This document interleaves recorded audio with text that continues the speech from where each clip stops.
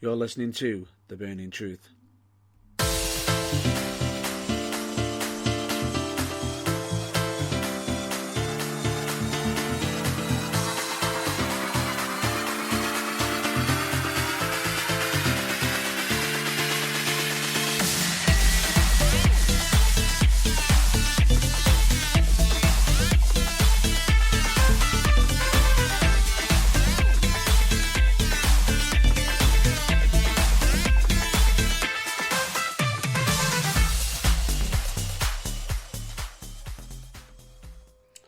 Hello, ladies and gentlemen, dude and dudettes. I'm your host, Matt Burns, and with me I've got John Blow, as always. And I can also say, we have got a busy week ahead again. Welcome to The Burning Truth. Yeah, have we got a lot to talk about this week?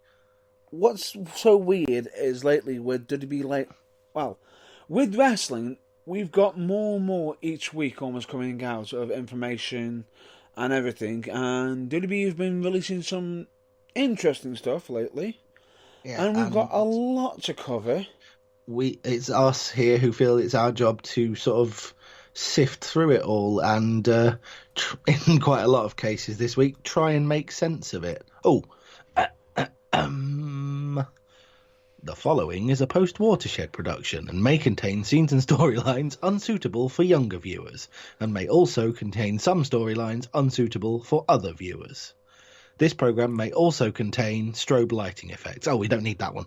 Basically, the reason I'm doing that, those of you who watch WWE on Sky Sports will recognise that, our opinions are going to get very strong this week, and so I think I am fully endorsed by Matt Burns when I say we might swear a lot, and listener discretion might be advised. Translate. I'll stop you there for a minute. The following for The Burning Truth this week will be audio discretion advised. Basically, if we have got younger viewers and listeners, and I know some of you may actually see the fact that you may have the label on strong language on our episodes, but we tend not to do it just in case of a slip up. This episode will be a strong language one. So if you are easily offended, please bear that in mind.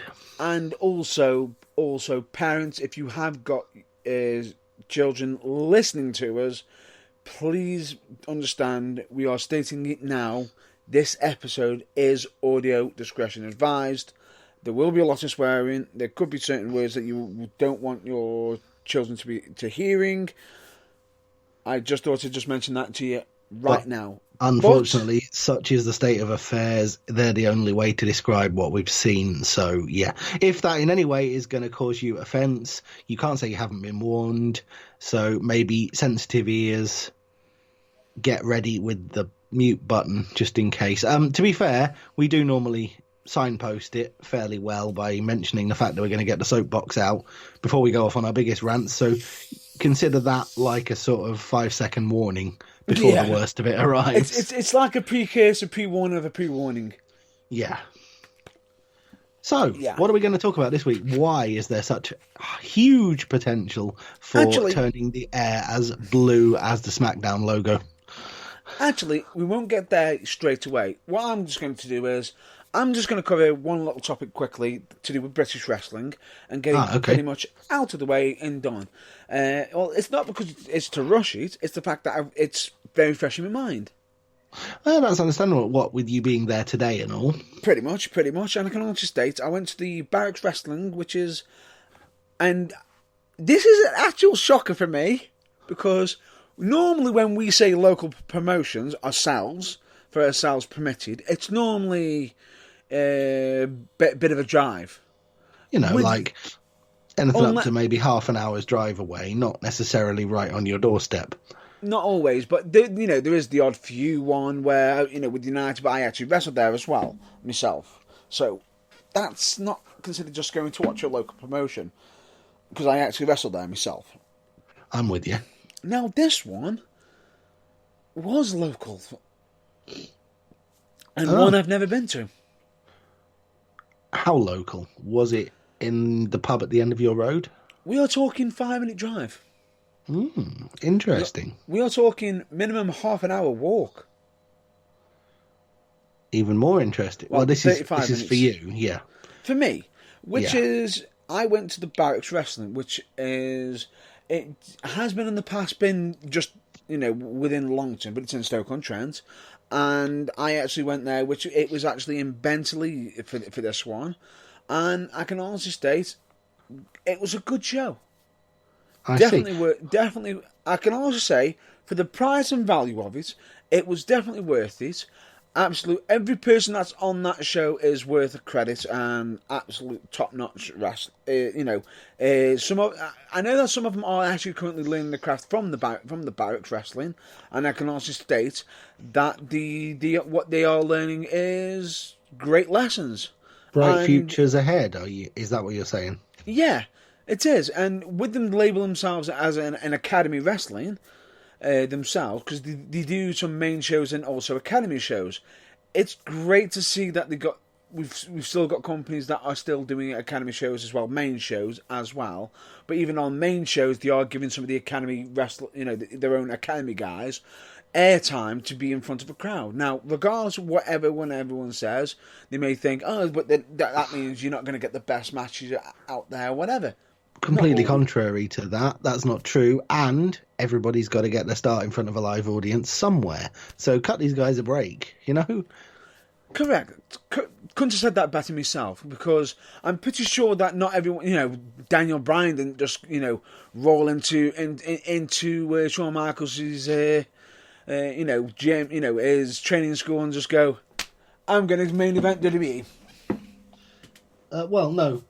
I'm sure he did roll in and go, I'm here because that's my long-term aim.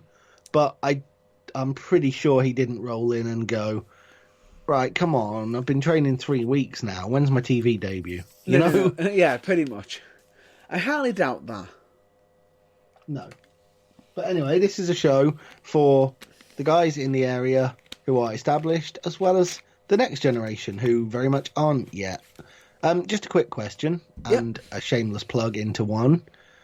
Are these shows, namely past ones, and I assume in the near future, if so, this one, are they on Turnbuckle TV? They are actually going to possibly soon to be on Turnbuckle TV at the moment, but they are actually linked with Turnbuckle TV from what I've heard, and they could be actually on Turnbuckle TV soon. In that future. Case, yeah, another fantastic wrestling company that is on Turnbuckle TV. Another reason for you to spend the easiest $3.99 you will ever spend if you're a wrestling fan. And if anybody is interested in signing up, yes, I know this is a self-plug for UKWA as well. But hey, if you want, you've got to pay the bills. Exactly. Hey, if anybody wants an interesting way of signing up, or hell, I'll even throw out a bone for the Barracks as well. If anybody's interested in actually signing up for the Barracks or UKWA, let's go on to www.turnbuckletv.com/UKWA if you're a fan of UKWA, or I believe it's the Barracks Wrestling. Probably if you mention the Barracks Wrestling on there and type it in, or if necessary when you click on on Turnbuckle TV, click on the Barracks logo and see if it takes you to their channel, then sign up from there. Because then either way, whichever promotion you decide to do, if it's UKWA, thanks. A small portion of everyone who does that money makes its way to the promotion. So it not only are you watching your local wrestling company and dozens of others, you're helping keep your very local one going. It's not just that. It's not just about keeping it going. You're also helping it to move on to bigger, brighter things. So in actual fact, and flourish. Correct. Could not have said that any better. And I can also say that was an absolute great way to plug that. I appreciate the backup on that one. But honestly, from what I saw at the show, myself personally, I do actually recommend, as always, check out your local wrestling show. And it was great for me to make an appearance down there. However, I am not going to reveal any spoilers of the event. If anybody's interested, especially with it, if it can end up being on Turnbuckle TV, it's one that I'd recommend you to check out. Yeah, that's perfectly sensible, yeah. We went, it's good, it's got promise for the future. When they inevitably appear on Turnbuckle TV, give it a watch because you won't be disappointed. How they could even be? They could even have some content on there now, as of right now. But all I'll just state to yourselves: get on Turnbuckle TV. There's so much content on there. While you're waiting for the Barracks, if they're not on there yet, there's plenty of other companies. And of course, Is it upwards of 30 now? Up to 30 plus. 30 plus. There's a whole World Cup's worth of promotions. Because the Football World Cup has 32 nations in it. There's probably more than 32, of which UKWA is just one jewel in a many-jeweled crown. See what I did there? Because we'll be talking about WWE Crown Jewel later. It's not just thrown together this, Exactly.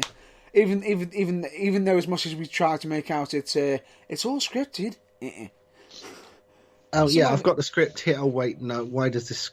Hang on. Burns, why does this script say Andrex on it? What are you reading?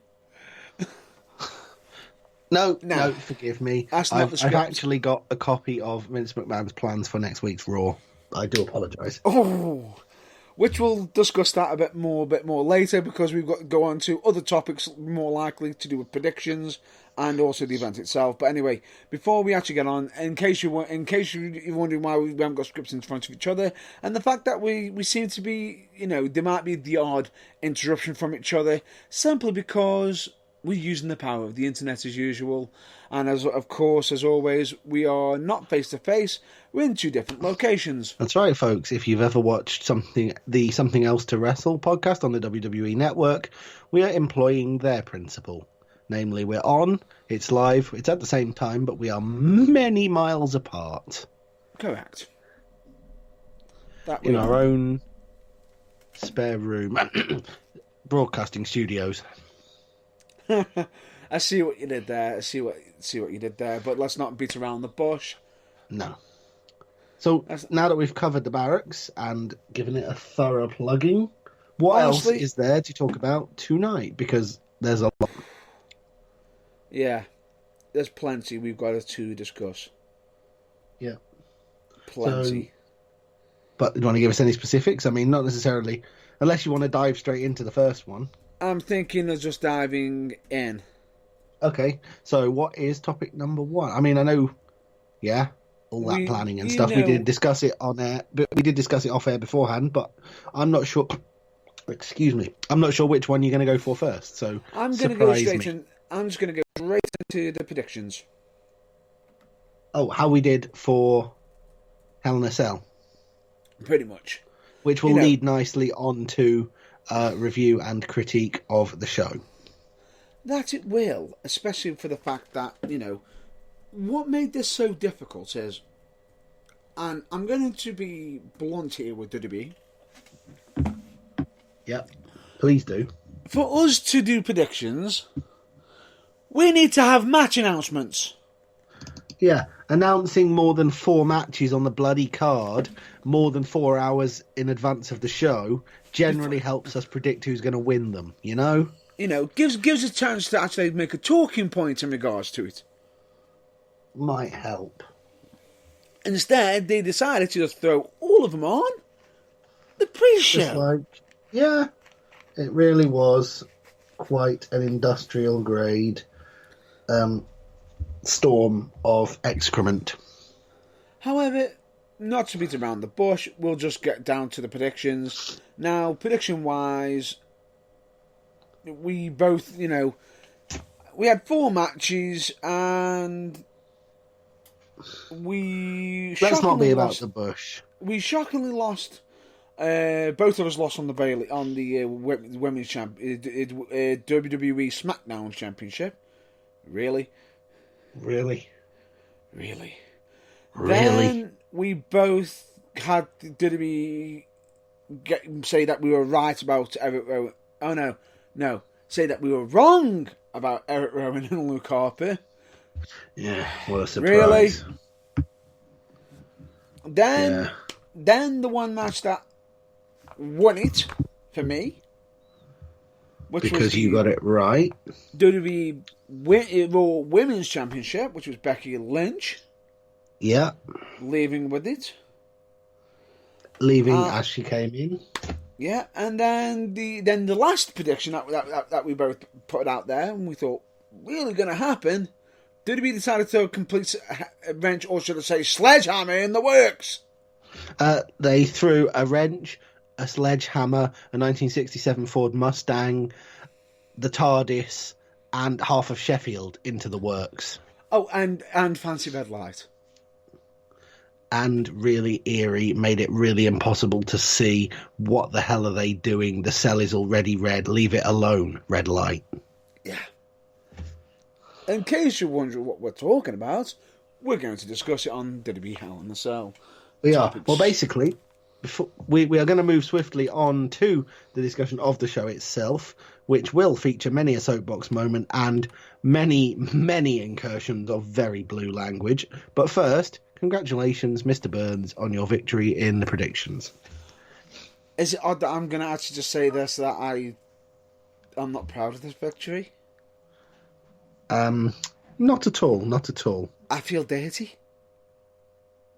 I don't blame you at all. I do, and I lost, so I can only imagine how you feel. I just don't... I don't like it. I just don't like it. I don't blame you at all. And shall we get on to beginning to climb the mountain of precisely why? Yeah, pretty much. Let's just get on to it, shall we? Yeah. And okay. let's just cover the fact that we've got some interesting stuff to mention, which will have rants within them, as we've already mentioned. But, right, pre-show. Having to announce, because as we said at the start, 4 matches that were announced. And therefore, at least 3 more had to be announced on the pre-show, as well as the ones that were on the pre-show. Yeah. It made the pre-show the hotbed of match announcing that, Raw and SmackDown in the 6 weeks leading up to the show really should have been. You ready for this? Do you know how many matches were announced on the pre-show? I don't, because I don't remember how many matches were on the actual show, but it was a good 4 or 5. On the official show, there's 8. So, yeah. So half the matches weren't announced until... Over half. 5. About 4 to 5, I think it was. So I don't even think all of them were announced on it. I think some of them were just... Oh. I'm fairly sure there was at least one. I don't remember whether it was on the pre-show or on the actual show. At least one that was like, are we getting this tonight, are we? Oh, nice of them to advertise. Oh, wait, they didn't. Yeah. And then they made some twists and turns on the night that was just... Really? Well, there was really, and there was whatever the actual vocal sound for sitting there, scratching your head, looking at the TV out the corner of your eye and wondering if you've actually seen what you've just seen is. Or translation, begging for white noise. Yeah, pretty much. Yeah, right. Well, let's just get down to business, straight onto the pre-show. The fact, and ladies and gentlemen, yes, we don't always discuss normal full shows and results, but with the pay-per-views, we do actually discuss these. But we are going to be covering some of them very, very quickly because we're going to give them as much attention that WWE did when announcing these matches.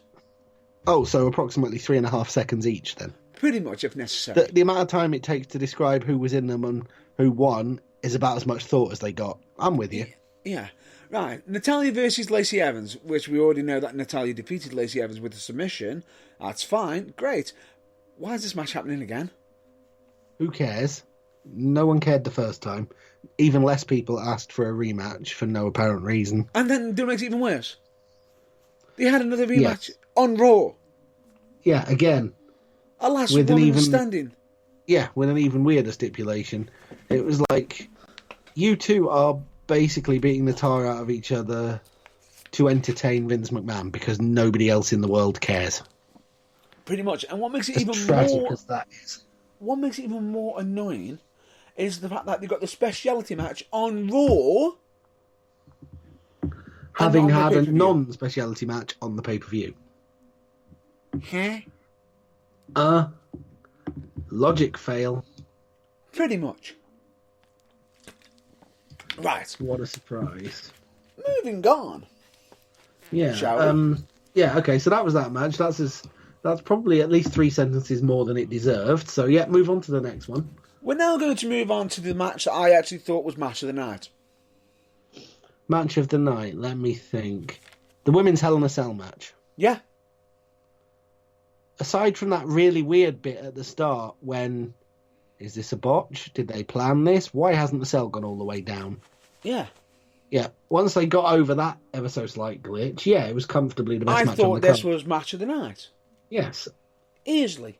And unfortunately, due to this match, right, with this match, as the outcome has had some unpleasant things that we are going to have to cover. But Some somewhat undesired side effects, yeah. But for now... But for now, we're just going to talk about the match itself. I thought this match was very interesting. As much as I was right on this, I honestly expected to be wrong on this one. Really? Honestly, I did. Okay. As I was watching this match, I started to watch this match, I'm thinking to myself, I've lost this. I see. I can kind of understand. It didn't turn out that way, but I can kind of understand where you're coming from. But I wouldn't have been upset though. I would not have been upset for that match. That's how good the match was. The match was, well, let's just put it this way. Both these two ladies are students of the game, and they've quite clearly watched quite a lot of the men's Hell in a Cell matches from over the years, and applied what they learned. They've done their homework. Indeed, they have. No, and it made it into a damn entertaining match. And do you know what? Both ladies had a legitimate case to win. Yeah. And as a result, I don't mind too much that I guess wrong. It's one of them matches where either side, we won. Yeah. That's how good a match it's one of the. It's also one of those rare few occasions, as it turned out, on the night where we, as fans, won. Yeah. You know, and this is probably the biggest moments for the whole event. Yeah, unfortunately, anyone who thought, this isn't going to be a bad night after that opening match, expectations went sadly downhill pretty damn quickly from there. But not quite, though. Not quite. No, because the match after wasn't that bad either. It was still entertaining. Yeah, it was sort of after the technically the third or technically the second main match. It sort of went down. Yes. The next match. So no. We didn't actually cover who won. Well, we knew that Becky Lynch defeated Sasha Banks, and I've got to cover one thing before we actually transfer over. Unfortunately, we have got to report that that there is an injury, possibly from the Hell in a Cell match. It's not been determined at this time, but it's as likely as anything else. Rumour has it that the reason why Sasha Banks hasn't been on WWE television on Raw or SmackDown recently is possible due to a tailbone injury. Now, the only problem that we've got with this is it is unknown how bad it is and when the return date is. And what's such a shame is the fact that this is...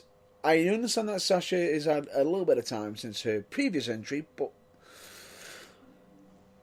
this could halt quite a bit of her career. Yeah, this is one of those things that's on... It's not quite as serious, but it's sort of right up there with Daniel Bryan's concussion in that if she rushes back too soon, it could end up making things worse. And on top of that, are WWE going to start rethinking that she is injury prone? Unfortunately, yeah, that is the risk that they take. Which is a shame if they it do would actually, really be. because she's a top talent. Absolutely. Absolute top talent. And some people are just desperately unlucky. But that's the way it goes. Correct. Couldn't have said that any better myself. And we're now going to move on to the next match. Yes. Which is the tag match. Which was the second match that WWE had actually announced before. Shows before. For a long... not on the pre-show announced. Announced long enough in advance that we could actually make a prediction for it. Yeah. Yes. And we both got it wrong. Did we ever? Yeah. Now, I'm not going to complain that we got this wrong either. No, because it wasn't a bad match. No, it wasn't. I felt as though that Eric Rowan and Luke Harper should have had the win. We really shouldn't have got it wrong, no, but we did. Eric Rowan and Luke Harper needed the win more, but they didn't get it, so... But at the same time, we understand why Daniel Bryan and Roman Reigns needed the win. But the match itself was chaotic. Is an understatement. But that's kind of what Rowan and Harper do best, so it played to their strengths, to be honest. Oh, and ladies and gentlemen, this wasn't a normal tag team match, this was a Tornado tag team match. And no disqualification, I think, was it? And no, I don't know about no DQ, but I know it was Tornado tag. Yeah, because both of them were in. I believe that there was no rules that announced on the pre-show, I think. So as I say, I'm not sure about no DQ, but yeah, it was a Tornado tag match, so aren't they no DQ by default? No. Oh, okay. Not necessarily, no. I think I'd know that, wouldn't you? But apparently not. I did think. However, at one point during the match, though, and I don't know if this is legitimate or not, but the spear through the announce table. Yeah, that was a bit nasty. Okay, no, I take that back. It wasn't a bit nasty. That was a legitimate somebody's dead moment. And luckily, for all concerned, nobody was. But yeah, that was not a nice landing. It wasn't just the fact that it wasn't a nice landing for the person taking the damn move. It was also not nice looking for Roman, who looked like he busted his knee. Yeah, the way he landed and the way he went for his knee afterwards implied something isn't quite right there. Correct. But I'm not sure if it was intended or not. I think WWE's intention if it is genuine, then damn. For a match like that, it's a shame. But if he is acting and it's all part of the show, then what a way to raise the stakes in the match. And top-notch work. Good sir. Good sir. Good, often maligned Sir Reigns. Correct. Who, as we've already stated on this broadcast, Reigns is a great worker. It's just when he's not forced down our throats. He's infinitely better when we can legitimately cheer him because, we're not being told we have to. Roman Reigns is actually a good worker. And as much as he was forced down our throats, I do actually like Roman Reigns. I do. He looks to bee's knees. Yeah. I think the enforced absence due to leukemia actually did him the world of good. I mean, obviously, I wouldn't wish that on anyone, but the time away to get a bit of a refresher on the character and to give him a bit of space worked great. Correct. Could not have said that any better myself. But anyway, ladies and gentlemen, we know Daniel Bryan and Roman Reigns defeated Eric Rowan and Luke Harper, but what a way to do it. Oh, yeah. The knee into the spear. It was a thing of... I bet they planned it about 5 minutes before and went, oh, that went really well when they practiced it and just went, yeah, let's go with that. But it was a thing of beauty.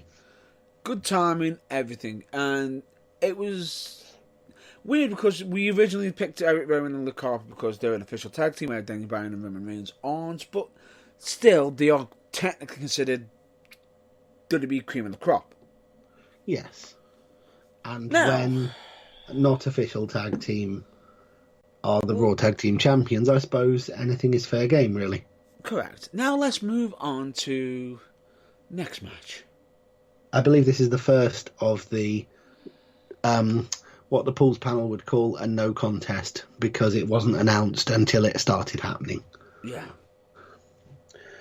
And there are some, possibly even some in this broadcast, who wish they just hadn't bothered.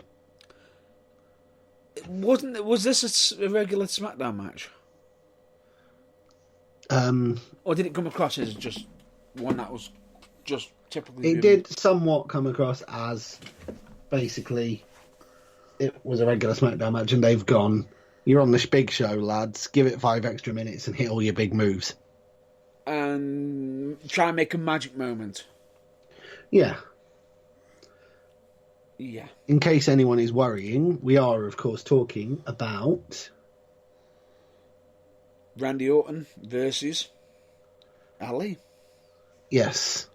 It was, again, an opportunity for two guys, one who needed the exposure on a pay-per-view and one who really, really didn't, to have a match in an attempt to they both one needed of them exposure. over. They both technically need exposure, especially with Randy Orton being on Crown Jewel and everything, blah, blah, blah. Yeah. And being considered a main event, one of the top guys on on WWE. You see, I was just about to jump at you there and go, Randy Orton is not one of the top guys, and Revival would not like you for saying that, but we'll get on to what's going to happen with that grouping in the draft a bit later. But anyway, even though, let me just state this for a fact before we actually mention the results of Randy Orton versus Ali. No tag team championships on the line. No. Bizarre. And not a decision that I'm sure was questioned wider than simply beyond the two of us, let's be honest. Oh, and ladies and gentlemen, I'm just going to put this out and just mention this clearly now. We're not mentioning the 24/7 championship again because it's not worth the time of day. Oh, that's the thing. Unless something jumps out for that 24/7 championship and screams at me, please talk about me. R-Truth winning it for the 57th time isn't actually that, so there's not really a great deal of point. Yeah. So, moving on, Randy Orton defeated Ali. Now, I can see a case for both guys winning. Very possibly the wrong guy did win, in my opinion, but as we all know, I'm just a schmuck that buys the WWE Network, and my opinion counts for less than the $50 bill Vince McMahon probably wipes his bum with. Right. Randy Orton does need the win because of being linked with Ric Flair, him possibly wanting to be a top star, but at the same time, Ali has been trying to make a name for himself, and he was originally meant to be in a certain match that Kofi ended up filling in, because he had a concussion, and Kofi ended up being in a top-notch position. Of course. Now, Ali hasn't found his footing since coming back. Of course, in an ideal world where WWE is booked properly, disclaimer, properly means in a way that I 100% agree with, usually because it's what I've come up with, which I feel is better than what actually happened. Ali would have won this match. Yeah, he would. And cut an impassioned promo after which he said something along the lines of, I've just beaten a genuine bona fide legend, which must make me this generation's legend killer. Bang! Gimmick launched. Push that guy to the moon. And stolen. So, a legend killer kills a legend killer. Exactly. I've beaten you in a match. I'm stealing your nickname because you haven't used it for 10 years, so I'm sure you might. I get you. But anyway, the point being is, I thought Ali was going to win this, especially with that damn unique way of countering the RKO. Yeah, I was not expecting that, and neither was Orton. Quite clearly not, from the look on his face. Hey? Like, no, I'm supposed to be halfway through the 3 count now. What are you doing? Don't waste my time. Yeah. Well, maybe, and then Ali's looking at it saying, but we're on pay-per-view, man. Yeah. Looking at him as if to say, well, if I can't do this live on national television on the WWE network, when can I do it, man? And then how does the match end? Oh, yeah, it counted into the RKO. Yeah. Yeah. Yeah, if it was up to me, those 3 words used to describe where the RKO appears from would be banned from WWE television forever. I don't know. Banned. Get off the air. What's that? You're Jerry Lawler? I don't care. You're fired. But anyway, point being is, if Ali's got a counter like that, wouldn't he just hit that same counter at the time, maybe? You're one of the many logic fails with this show. One of the lesser ones, so we shouldn't dwell on it too much, but yes, it's a very, very sensible query, and yes, of course he should. And wouldn't that have made it more interesting if Orton couldn't hit him with the move? Because Orton had to resort to, shadier tactics. Yeah. Into it. Yeah. That would have raised the match above your standard pay-per-view filler, which is sadly, despite the best efforts of those involved, all this actually was. And now let's move on to the next match. Oh, here we go. This is where... Don't get me wrong, there was nothing wrong with the Orton against Ali match. It's just, a bit of forewarning about it would have been nice, and maybe they could have given them another 10 minutes. But now we're really getting into the depths of the... What? What's this? Why am I seeing this? How much time have you got to fill? Yeah. Depths of the show. Tag team match for the WWE Women's Tag Team Championship. Yes.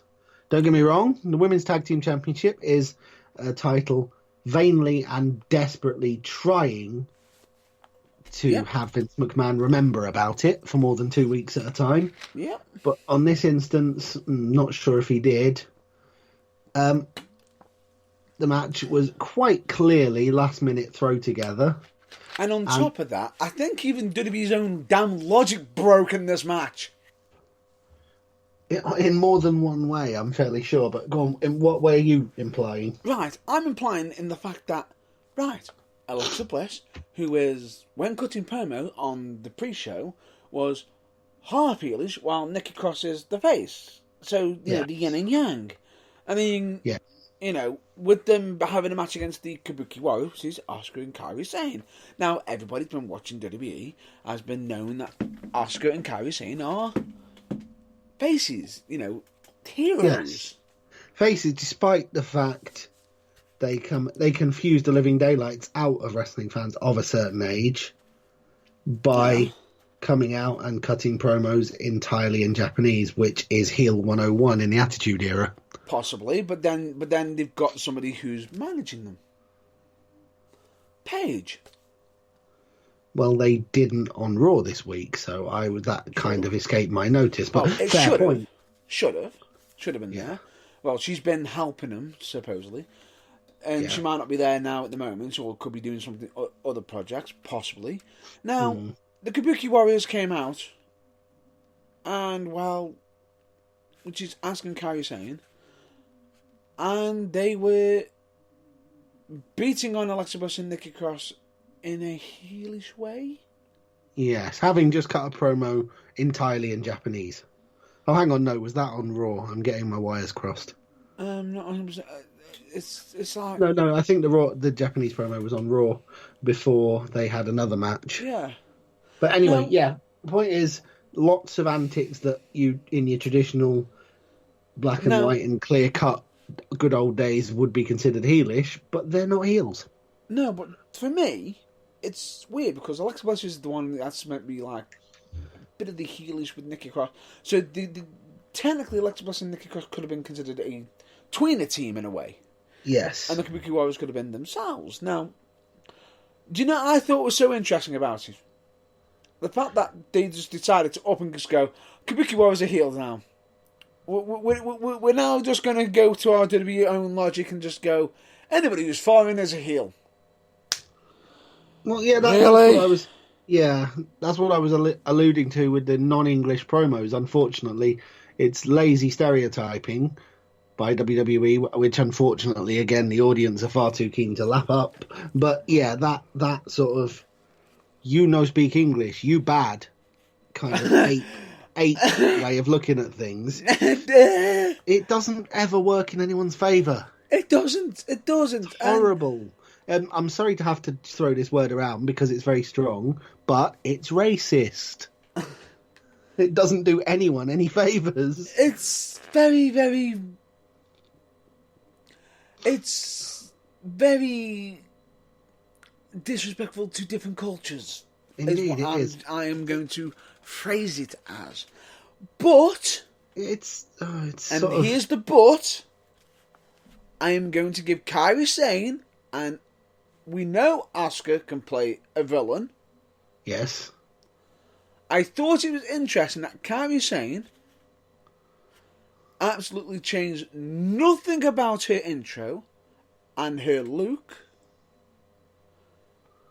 Just changed. Luke? Who's he? No, her look. Oh, her look. Her Sorry. look. Basically, Yes, and decided to just pummel when needed to. Added an extra shot in, on the count. Slightly bizarre. It was slightly bizarre, they are but... actually heels. Hello. Sorry, just waving my paper up in the air. Miss Pirate Princess, yeah. Mm-hmm. Go back to NXT. Take some notes from your good friend, the Joshi Judas, on how to do a heel turn properly. It could turn into that eventually, depending But no, on certain seriously, things. if they're going to do that... Right, so, okay, them how you do a heel changing... turn. So them just adding some heelish tactics. If indeed it was even intentional, which, as we were establishing, we're not 100% sure it was. Now, adding the mist into their repertoire from Asuka... Very heelish. Which it is, very heelish, but haven't WWE accidentally already made that into a bit of a face thing when it was done by Tajiri? Was Tajiri a face that did it? Yes. Oh. You see, confusing. What message are you trying to send here? But anyway, I like the fact that they brought that move back, though. I do. What, the mist? Yeah. It's a good old-fashioned heel move. It is. Yes. And I can't beat you by actually hitting you with moves that hurt, so I'm going to just temporarily blind you. I don't like it. I've got to be honest, for the simple reason... I know exactly why you don't like it. I've yet to correlate how losing your eyesight makes your shoulders stay on the mat longer. But anyway, let's gloss over that, because that's the least of this match's problems. Oh, so that's your issue with the mist. There is one issue I have with the mist. What? How the hell does the referee not see the mist? When the person who's just been pinned has got an entirely green arm? Yeah, I know what you're saying. Or face. Not to mention, when they're smiling, when they stood there and they've won, the person who's blown its teeth are all bright green. Yeah. A ref that can't spot that needs more than Specsavers. Yeah, but anyway, this is WWE, this is wrestling, this is where the laws of superior logic goes out the window. Hashtag wrestling logic, yes. Yeah. We're just gonna sweep that under wrestling logic. Yeah, essentially, don't question why it happens. It just does. Move on. It's just part of the rules. Yeah. Green is blinding. Red is burning. Black is what the hell? Black is paralysis, isn't it? I think, yeah. Yeah. Yeah. But anyway, yeah. It's just one of those. Look. Don't question it, it's just how it is, okay? And the conventions of wrestling. It sounds like I'm having technical difficulties, but anyway, we will continue on. But anyway, the point being is, I thought it was unique. If anybody was and the WWE page and saw the image of the mess thing and them winning, they would have actually assumed that Alexa Bliss and Nikki Cross were the villains and Kabuki Warriors are very good guys. She pulled out an old movie, showing homage to Tajiri. If you just quickly glance at the results, if you didn't watch it at the time. Indeed. Not the case at all, but Not that's what the bold results on the page would imply, which is, well, mighty No. confusing, but part of the course with WWE these days. If you didn't do any reading, and this is what certain viewers who have probably got work up in the mornings, early hours, and everything. But the funny thing about it is, it was just mind blowing for me. Yeah. And it was mind blowing because at the time it was like, right, okay, that's fine, I accept it, we'll move on. Yeah. But there is a positive side to this. Good Lord, there is? Well, hurry up and tell us what it is. Just in case anyone at the back hasn't spotted it yet. Nice to see Alexa Bliss being nice. And showing an actual face size. Yes, She seems to have found her face side. Especially with Nikki Cross. Especially with how she reacted on Raw. Which we'll get to that a bit later. Especially bearing in mind the whole she hasn't actually been a face since her very initial run in NXT. No. Where she covered herself in glitter and her finishing move was called the Sparkle Splash. But I think WWE want you to forget that ever happened. It's not like we're going to get it down memory lane when we had someone coming out to Irish music and dancing. Ooh, no. Or someone coming out to the very specific kind of music which requires them to yodel to it because they're Swiss.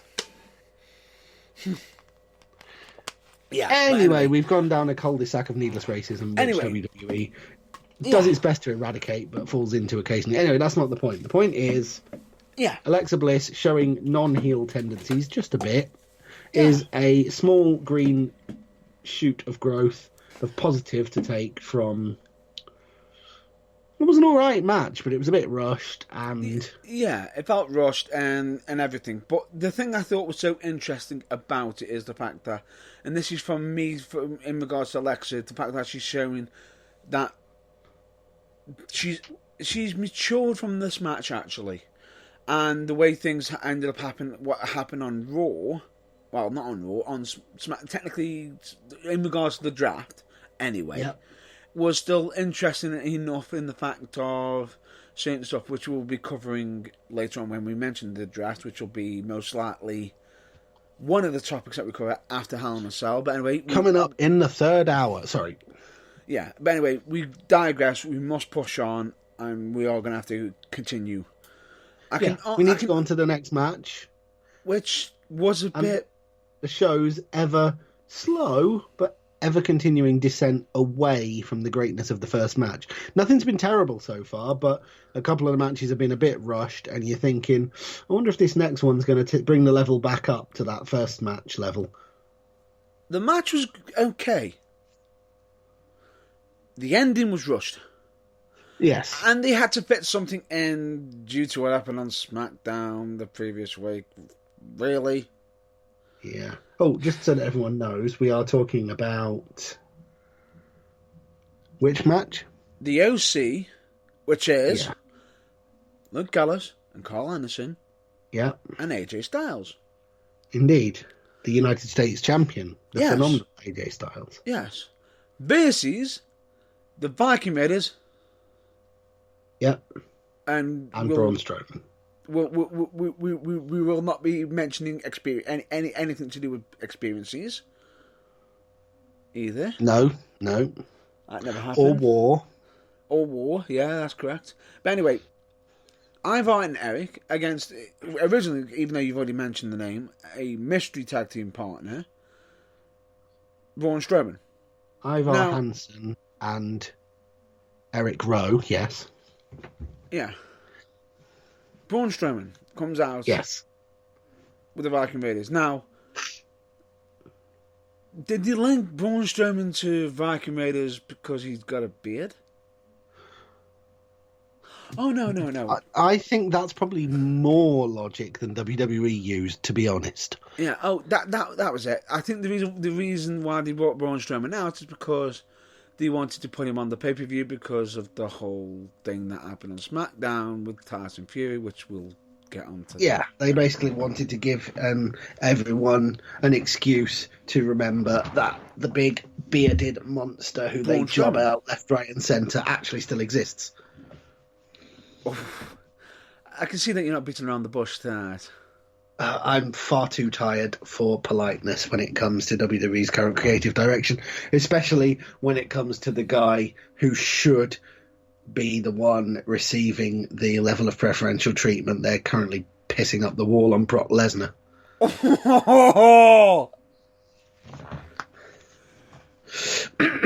You know Anyway. what? As much as we've had an audio discretion advised at the beginning of this episode, I think that was our first. I think that was the first one, wasn't it? That's And that one. was a fairly mild one compared to what may come. But yeah, advance warning, if that was a bit strong, you're going to need to tune out in about 20 minutes. A bit later, yeah, definitely, possibly.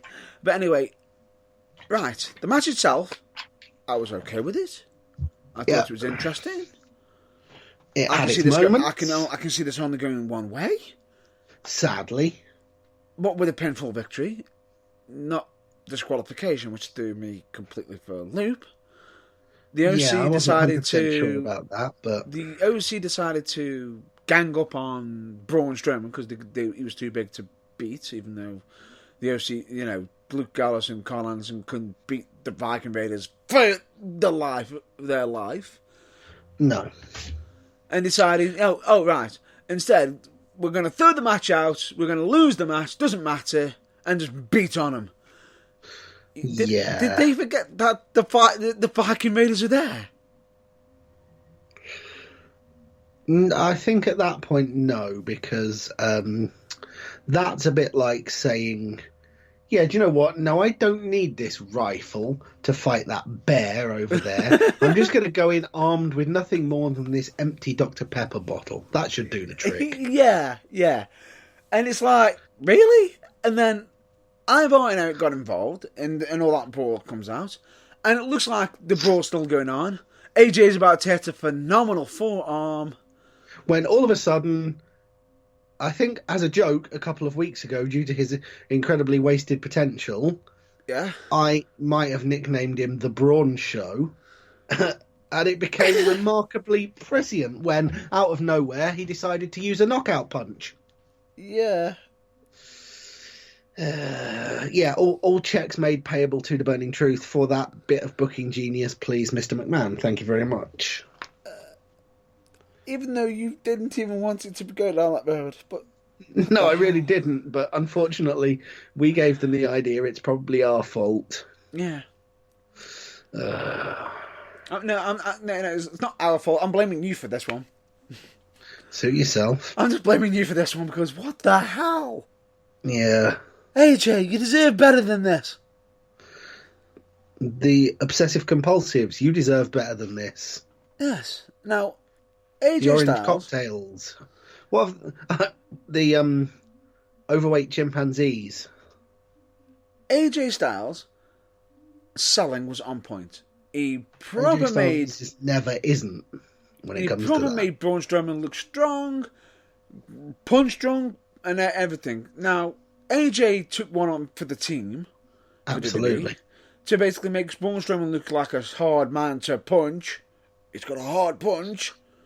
The reasons for which became devastatingly sort of, can you see us in the cheap seat? Obvious. Yeah. Over the next week on WWE television.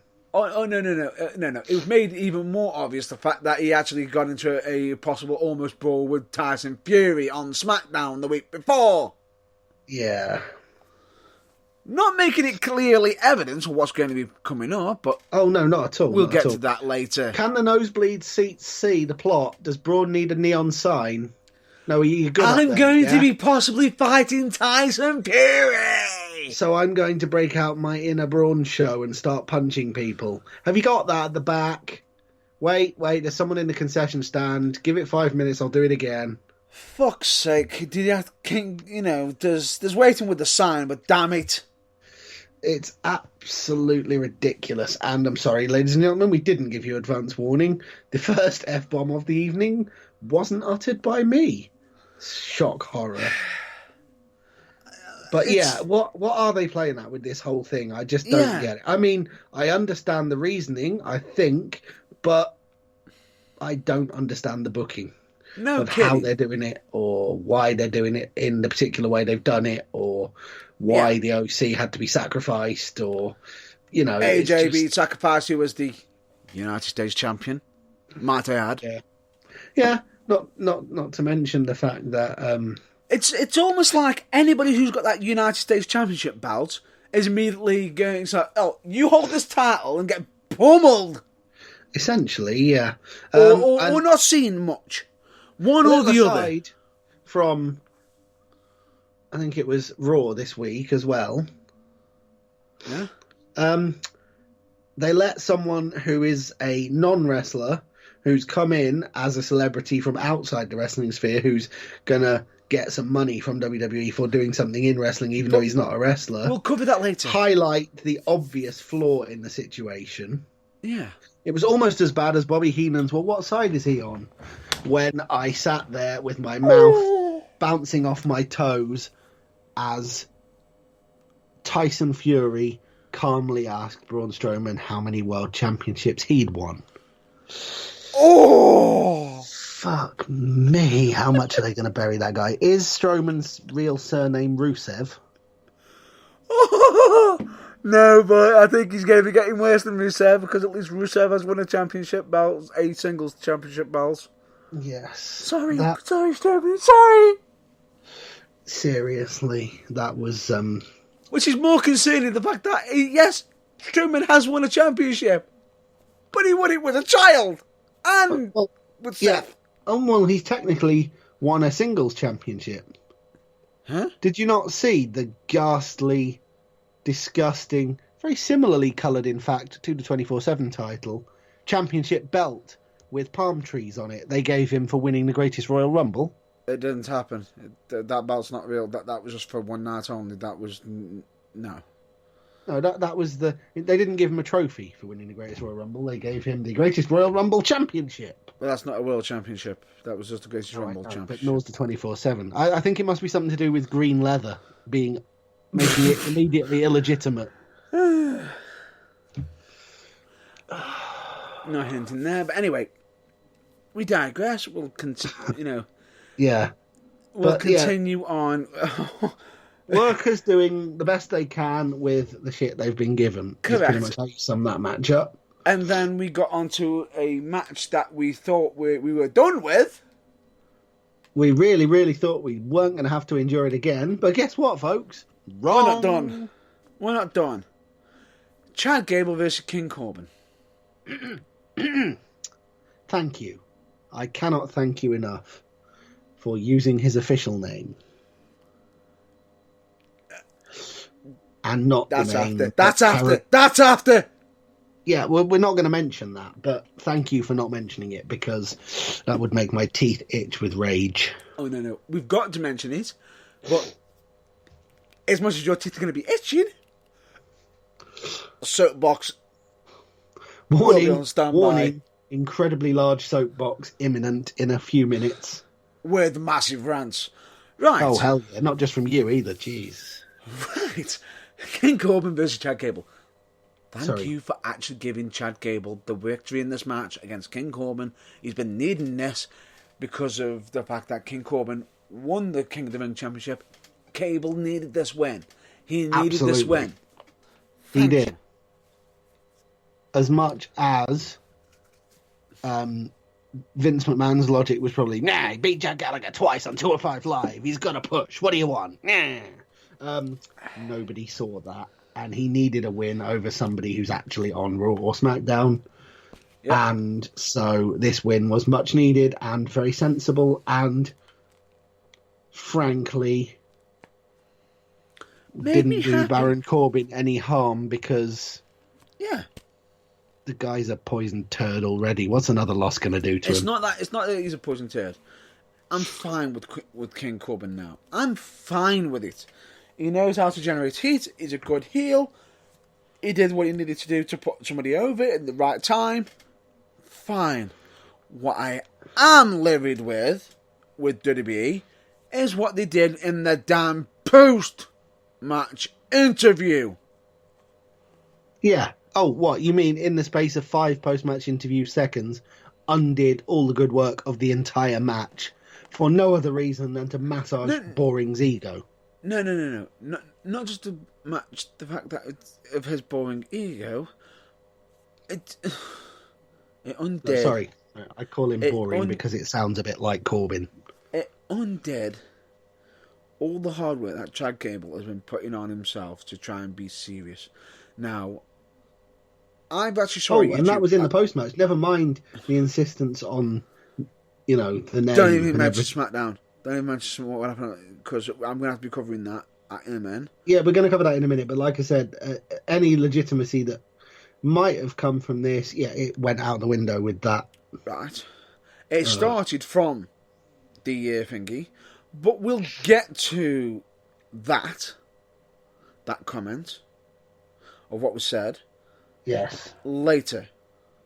All I'm just going to say is I am not happy with the post interview that they did for it. I thought it did some disservice to Chad Gable. Notice the name I've just said. Chad Gable.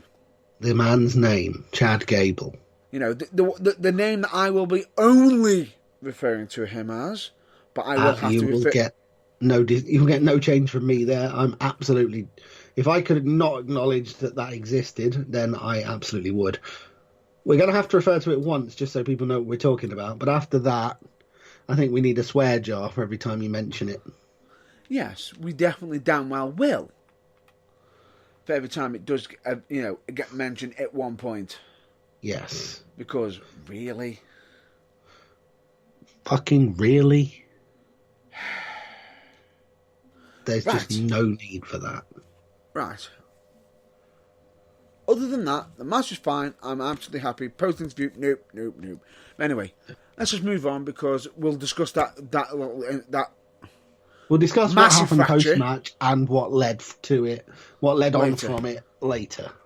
Let's just keep to the pay-per-view for now. So now we've gone 4 or 5 matches down from the opening match. They've all been absolutely fine, but they've all moved incrementally ever so slightly further away from the brilliance of the first match, due generally speaking to just being really obviously last minute and thrown together. Yeah. Then we've got to discuss, Charlotte Flair versus Bayley, which is going to be SmackDown. Now, take a deep breath. Soapbox warning. No soapbox warning yet. I'm actually going to praise this decision for a reason. I'm going to find a possible praise for this. This I would love to hear. The fact is, I actually liked how WWE handled. It's not in the fact of. It's the aftermath that I actually appreciated how they handled it. However, what I am annoyed at is the fact that Charlotte Flair managed to win against Bayley and becoming a WWE Women's SmackDown champion again. Becoming an overall, if you include SmackDown, Raw, Divas, and NXT, 10-time champion. Yep. Congratulations! 10 more and you're R-Truth.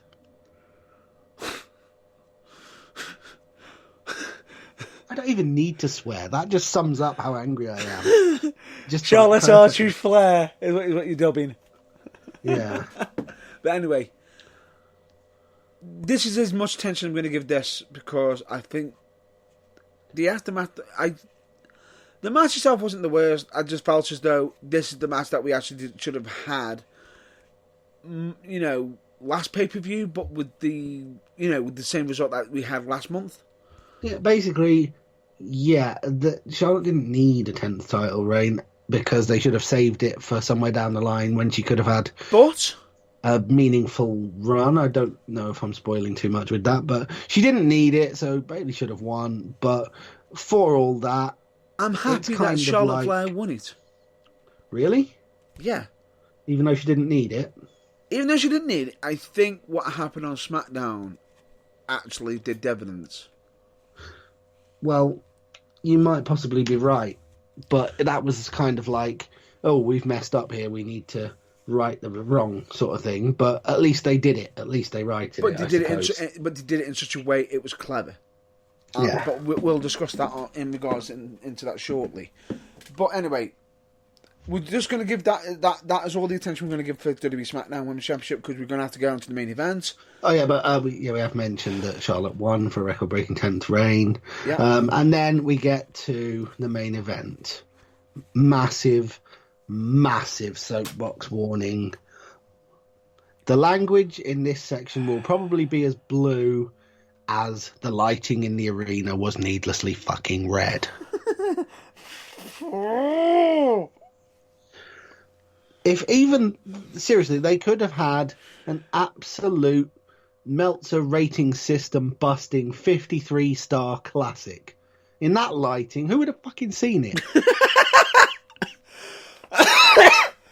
Honestly, God, what were they thinking? Right, Let's I have understand. a match in the middle of some really, really deep fog in the middle of a ploughed field.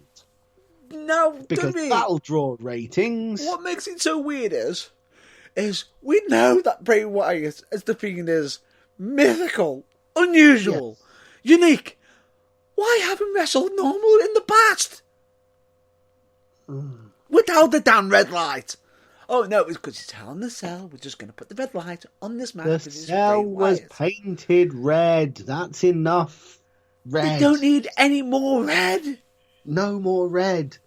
Oh, do you know what? It gave me really horrible memory throwbacks. Do you know what annoys me even more?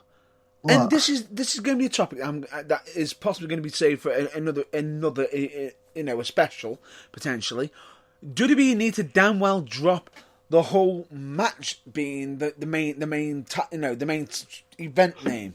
Oh, like, absolutely. Hell in the Go Cell, back to pay-per-view names like Armageddon, Judgment King of the Day, Ring, No Mercy, King of the Ring.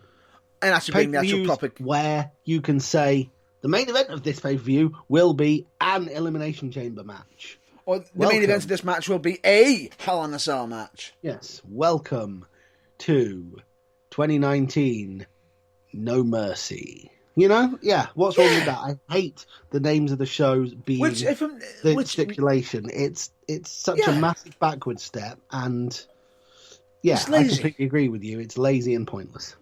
But we'll get onto that for another time. But seriously, the lighting gave me horrible flashbacks to... Do you remember that time in a parallel universe when Bray Wyatt was WWE champion? Oh, briefly. The night he lost the title, pointlessly, to Randy Orton. Yeah. When they suddenly cut to an aerial shot of the ring. Oh, with maggots. Which they projected a nest of maggots onto, which, unless they showed the aerial shot on the Titantron, nobody in the arena could see. Yep. Yeah, it kind of reminded me of that for sheer pointless, we can do this, so we're going to, because fuck logic kind of reasons. No. This is how bad this match ended. Right? When WWE got their own guys on their own live stream, which if I'm not mistaken was Sean Waltman, X-Pac, no less, stating all this. I know it may not come back from after stating this, but what the hell was that finish? Yeah. Ladies and gentlemen, seriously, if the word clusterfuck is used to describe a match where you are not satisfied with the finish, that is a mere 1-star rating, that word, compared to the 53-star intergalactic ultra smeg that was the finish of that match. No, let's just call it what it is. You can't be disqualified in a Hell in a Cell match for the love of God. No disqualification match. It's a no disqualification match. It makes it even worse. Right? Go on. In the match itself, it looks like Seth Rollins got disqualified. Do you know what the actual terminology that he ended up using on the results page and what the referees decided on? Referee it was thrown stoppage. Out. Referee stoppage. Ended by referee stoppage. So, basically, they did that just to protect the fact that Seth Rollins wasn't being naughty.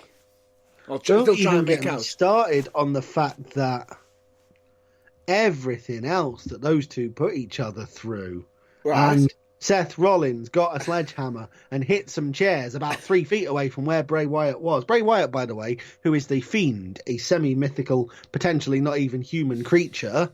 And Seth Rollins hit a chair with a hammer 3 feet from his head. Oh no! Protect the Fiend's feelings! He might be hurt! Oh, throw the match out. What were you thinking? Health and safety!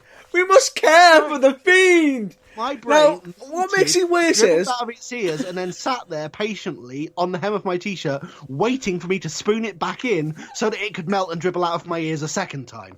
That's how much this didn't make any goddamn sense. What made this worse is they actually had the referee mention this on the WWE YouTube show, The Bump, saying, I was trying to care for the Fiend's or Bray Wyatt's health and well-being. Bray Wyatt doesn't give a fuck about Bray Wyatt's health and well-being. So why the referee should is completely beyond me.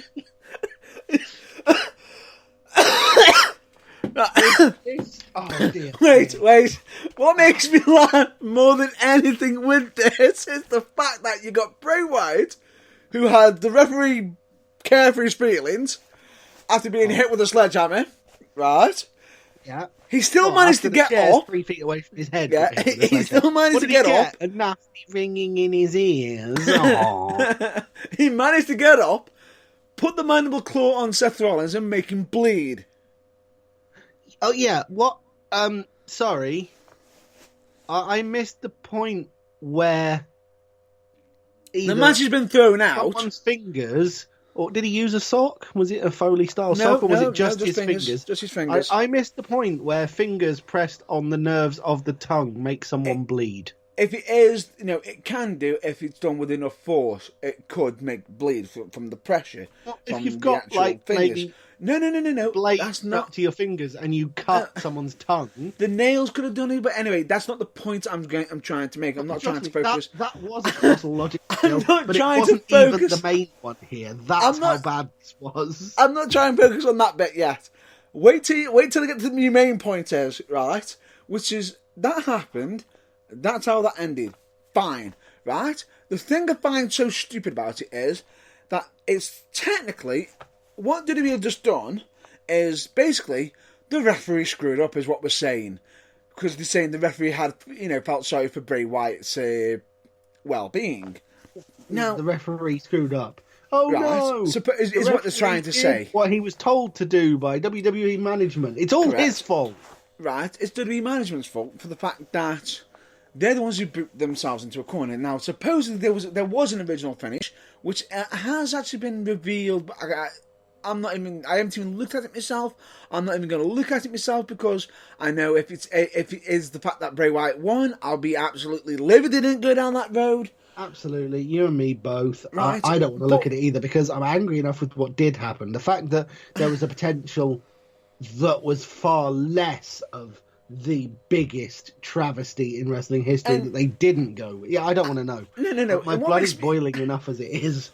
What makes me so angry with the fact that this referee stoppage occurred on The Fiend on this night. Now, if we had that referee, supposedly, this is by WWE logic, would he have stopped the previous Hell in a Cell matches? Oh my god. Foley would only have gone off the cage once, because the match would have been immediately stopped. Wait. In the Armageddon Hell in a Cell, didn't Rikishi get chokeslammed off the top of the cage into some hay? Into a pickup truck full of, was it hay or was it sand? It was something soft to keep it landing. Anyway, yeah. That would have stopped that match straight away. That would have stopped that match there and then, and everyone would have been, basically Kurt Angle gets to still keep his championship. Yeah. Even though he did still end up keeping it. Right, so that would have been thrown out. Then basically, we've got, Shawn Michaels in the first one, falling off the side of the Hell in a Cell to a announce table. Yeah. That would have been thrown out. Throw that match out, that's a non-finish.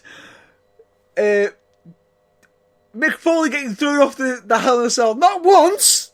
Yeah. Oh no, the second time would never have happened. As soon as he landed the first time, ring the bell. This Boom, one's done. over. It's gone. Just end it. Yeah. No, not restart the match. Part of me ever so slightly that would like to suggest that maybe Mick Foley would have agreed with that sentiment looking back, but yeah, probably. But we're not done moving yet. on anyway, because that's not the point here. No. I've still got to continue because we've got also No Way Out. Triple H putting him through the damn ring. Oh yeah, absolutely. Throw that out. That's out. And Triple H pedigreeing Chris Jericho on top of the Hell in a Cell. Stop the match. Emotional feelings, man. You just can't hurt them. Right. He'll never be the same again. He'll never be the same again. Sorry. Haven't finished. No, the whole Hell in a Cell match of Roman Reigns versus Bray Wyatt before it was The Fiend. Oh, yeah, that one. That's gone. That's gone. Becky Lynch versus Sasha Banks. That happened early in the night. Yeah, stop that halfway through. Not to mention, every Elimination Chamber match ever, the first time anyone went through the plexiglass. Yeah, it should have just been the stopped. Entirety of the Extreme Elimination Chamber match from December to December. Wait, hang on. They're trying to airbrush that from history anyway. That never happened. That never happened. But anyway, yeah. What about Shane McMahon? Pretty much any one of his matches for the last 10 years. No.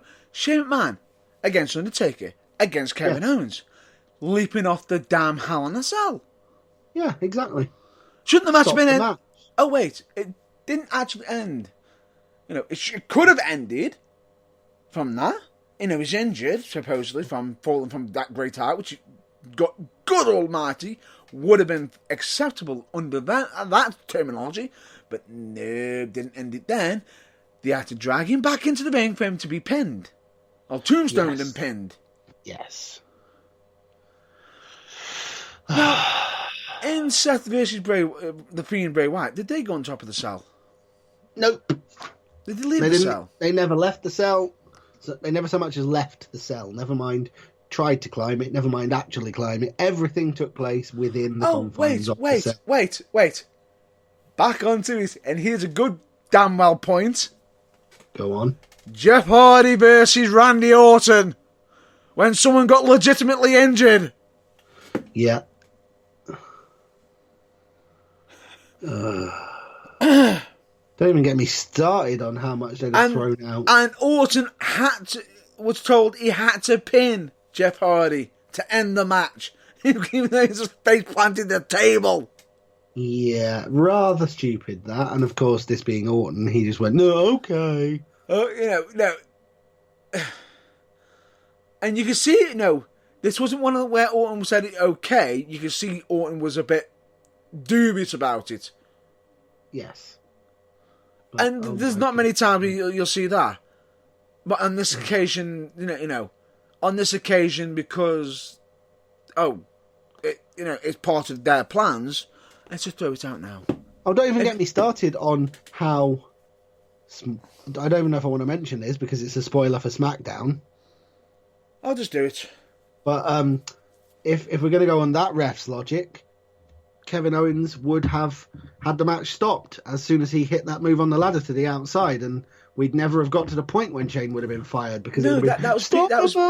No, that stop was the the previous match, week. You hurt his feelings! No. That was the previous week. Oh, well, there you go, yeah. I think that was the same referee. That's what makes it worse. It just gets worse. Yeah. Oh, you it gets worse. Shane's feelings and he signed my paycheck. Stop the match. God damn it. Stop the match. He cares. Please think of the children. He cares more about Bray Wyatt the Fiend than he did Shane McMahon. That just makes it what I thought couldn't get any worse 100 times worse. No.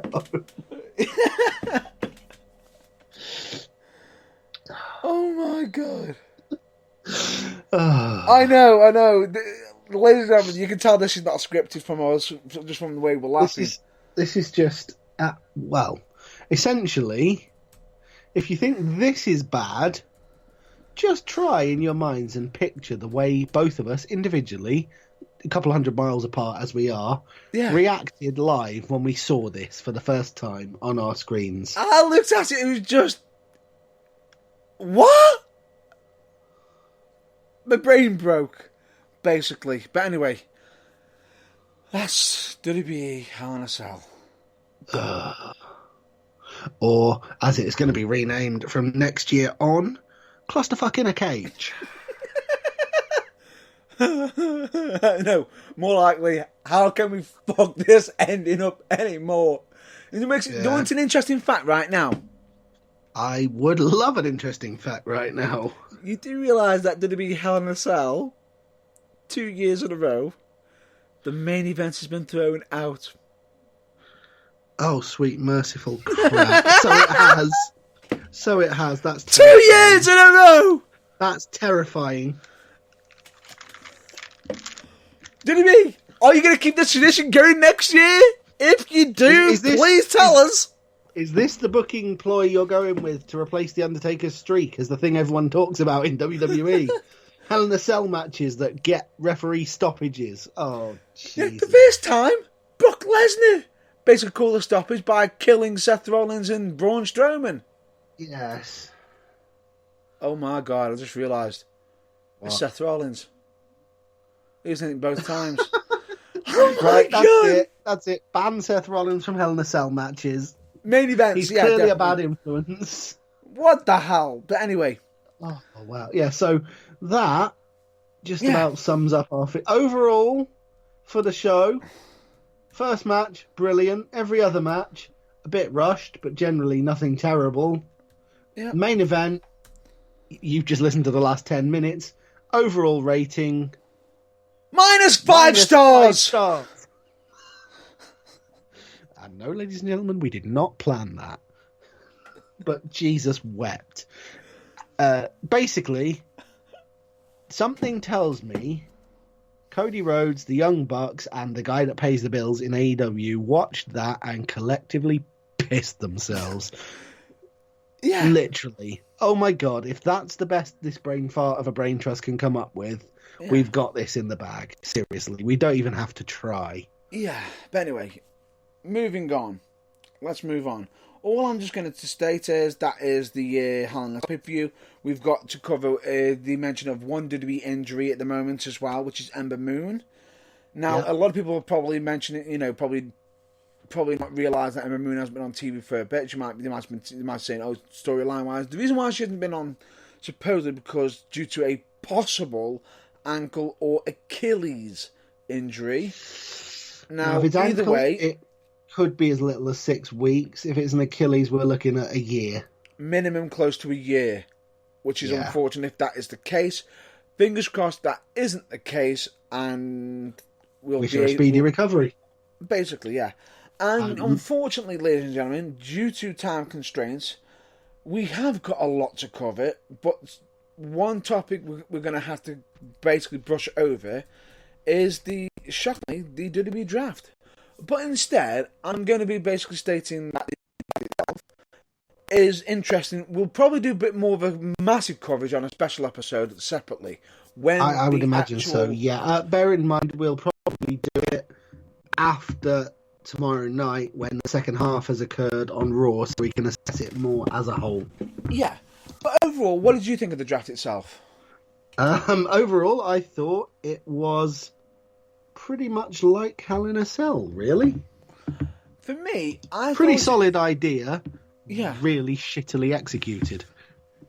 I think the fact that they actually had Alexa Bliss and Nikki Cross on the same show, but you actually got to see some of their reaction. Nikki, you could see Alexa's reaction to Nikki be on the same show as her, which showed Alexa in a positive light, which is what I was referring to earlier on the show, which was good. It's showing Alexa in a more positive role, which is good.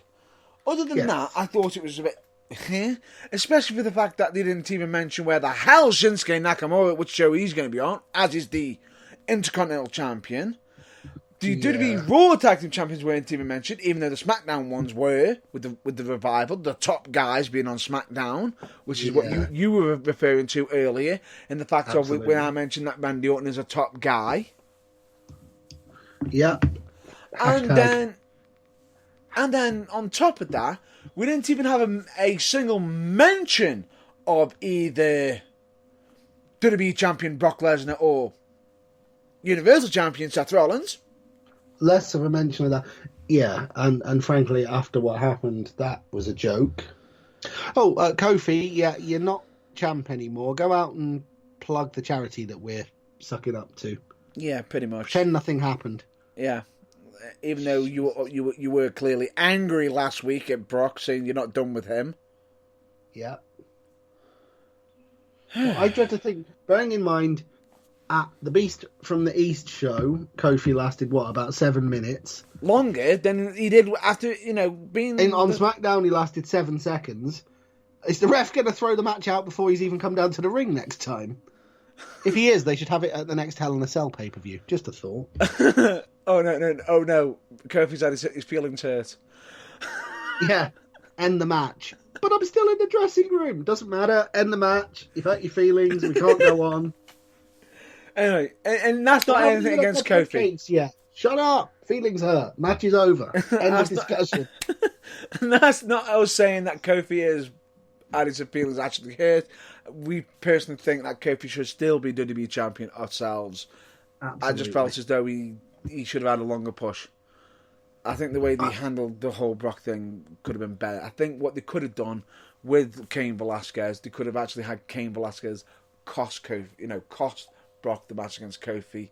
Which then led to Kane versus Brock for basically pride. Who's the best guy who's won the UFC Heavyweight Championship merely for pride, and leave Kofi B as WWE Champion. Would have been absolutely fine. But this is WWE, so of course nobody gets what they actually want. We just get what Vince McMahon thinks we want. Correct. And anyway, the WWE draft itself, me personally, I think it was okay. It was fine. But I felt as though they didn't really cover much. I think they're probably saving it more for Raw. But anyway, we digress.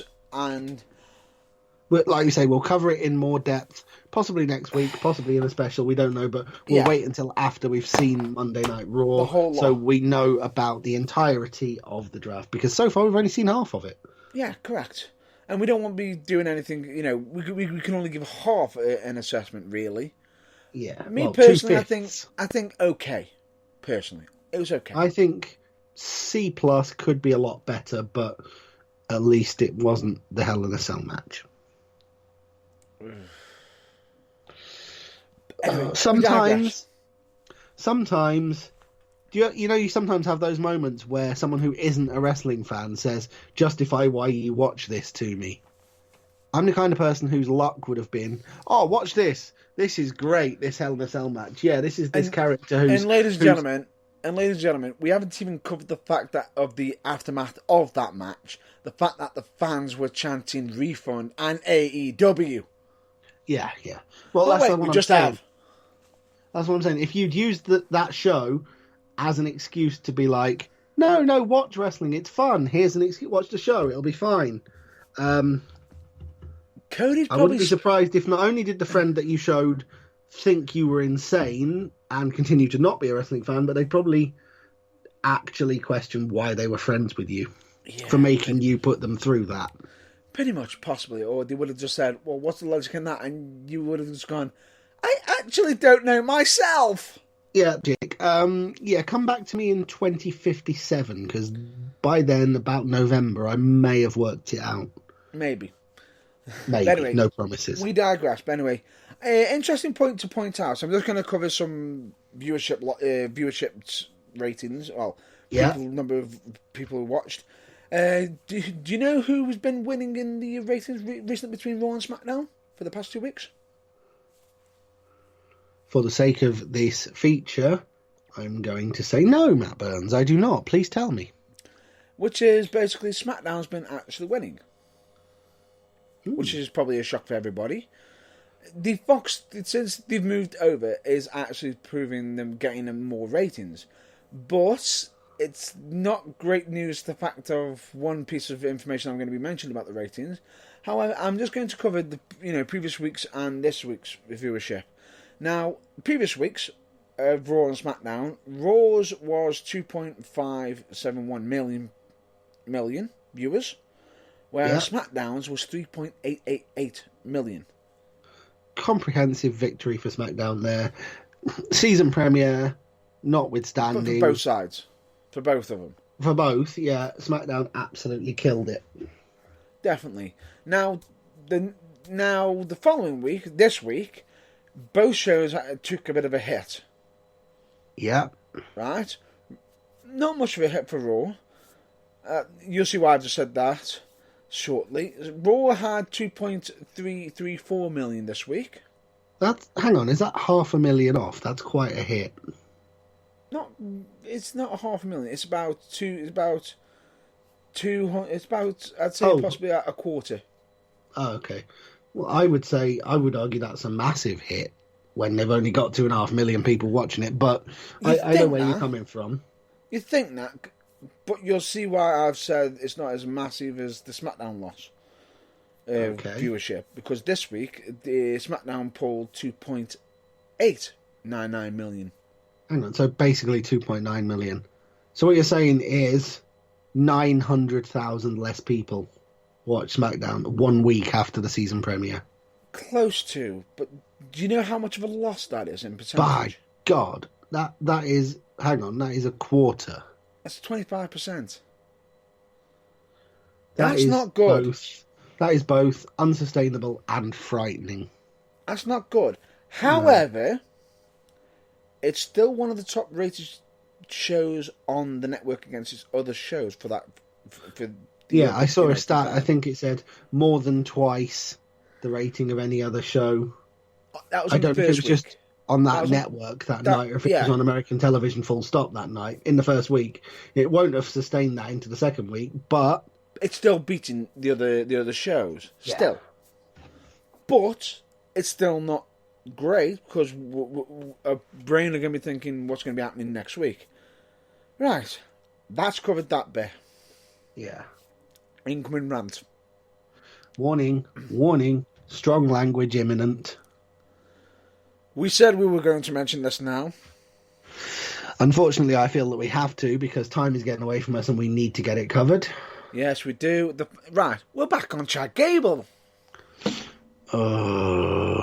Itching, teeth itching with rage. Right. In case you don't know what we were referring to, is the fact that on the post match, we had the interviewer accidentally call Gable Shorty. Yes. Right. Okay.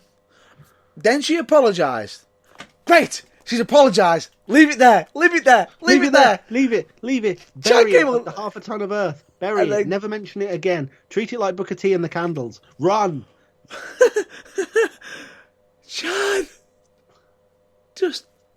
Chad then turned around and just goes, "No, it's fine. I want you to call it me." Basically said, "Call me that. I don't care." I won. I should just point out this was after King Corbin, who can now apparently make proclamations which are immediately the law of the land. Yeah.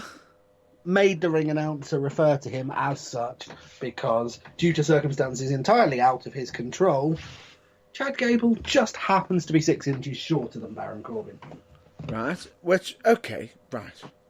But Wait. All I'm just going to say is, right, okay, he's going with it. That's fine. But he's still Chad Gable. He's still keeping his name. Yes, that's still his name. We're thinking, we just thought he'd just be happy with the nickname. It doesn't bother him, which is a positive way of looking at it. I'm sorry, I've just been reminded of something which I'll have to enlighten you of in a minute. Right. Wait. Which is fine. And then when he gets to SmackDown, they change his match name to Shorty Gable. He even had that on his Titantron, for God's sake. Fucking really? Really? Right. Oh, yeah. No, seriously. I don't care. I thought he was going to go the full Jeremy Clarkson on it then. When Jeremy Clarkson famously once did a magazine interview for one of the... Do you remember Lads Mags? Things like FHM that used to do arty, highbrow photo shoots of naked girls and interview people and stuff. Right. They had an interview with Jeremy Clarkson in one of them, during which the interviewer said, can I call you Jezza? And Jeremy Clarkson, being Jeremy Clarkson, turned around straight as an arrow without batting an eyelid and said, "You can call me Cunt Crease if you like, I don't really care." Which immediately made me think, that, in my mind, is what Chad Gable said, and to be honest, it probably would have been less embarrassing. It would have been, but the point being is, he was doing that just for that time. He isn't actually saying, "Call it me!" Yeah, it was a throwaway line, as in, "I don't really care what you call me, just do the damn interview." Which is exactly what the problem Chad Gable had. It was like, do you know what else it reminded me of? Go on. A gimmick initially referred to as a joke, but which the person in question then went, no, I want to be known as that now. I'm going to take this seriously, and which killed his career. Go on. Hello, Terry Taylor, the Red Rooster. Oh!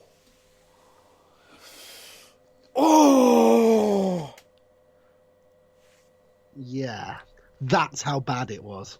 Yeah, it was. This was basically looking as if, though, Vince McMahon was having a laugh at Chad Gable's height and is getting away with it. What the fuck? Yeah, that's just... Shorty Gable. Really? Seriously? And it makes it even worse. What match does he have on SmackDown? King Corbin again!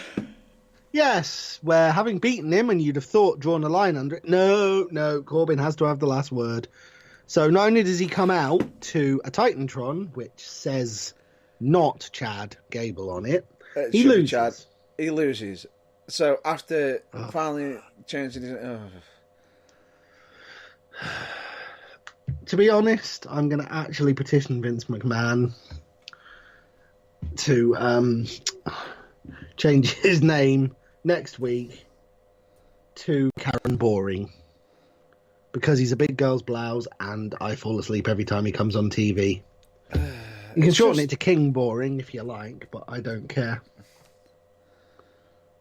Just really... Poor Chad. He's just got his push, and now... So basically, the push has been basically to leading up to being called Shorty. Yeah, essentially, congratulations, show off your undeniable wrestling talent on television. Oh, by the way, we're going to make fun of your height. Yeah. Do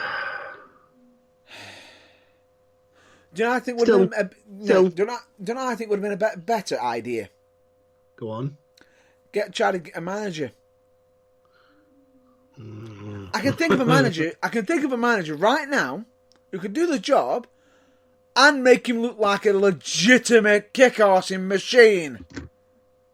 So can I, but I'm almost guaranteed that the one you're thinking of isn't the one I'm thinking of. What, Olympic gold medalist? You know, because he won a gold medal with a broken freaking neck.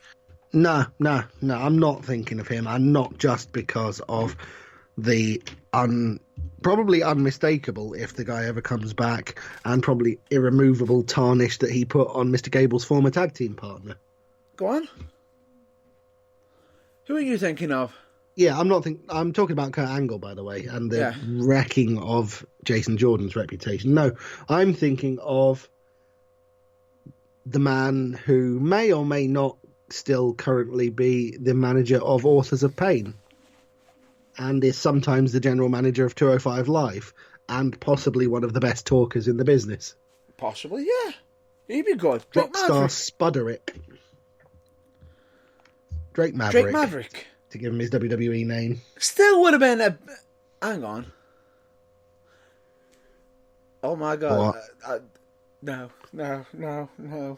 Because, look on the bright side as well, I found the one guy on the whole WWE roster shorter than Chad Gable. I was just about to point that out.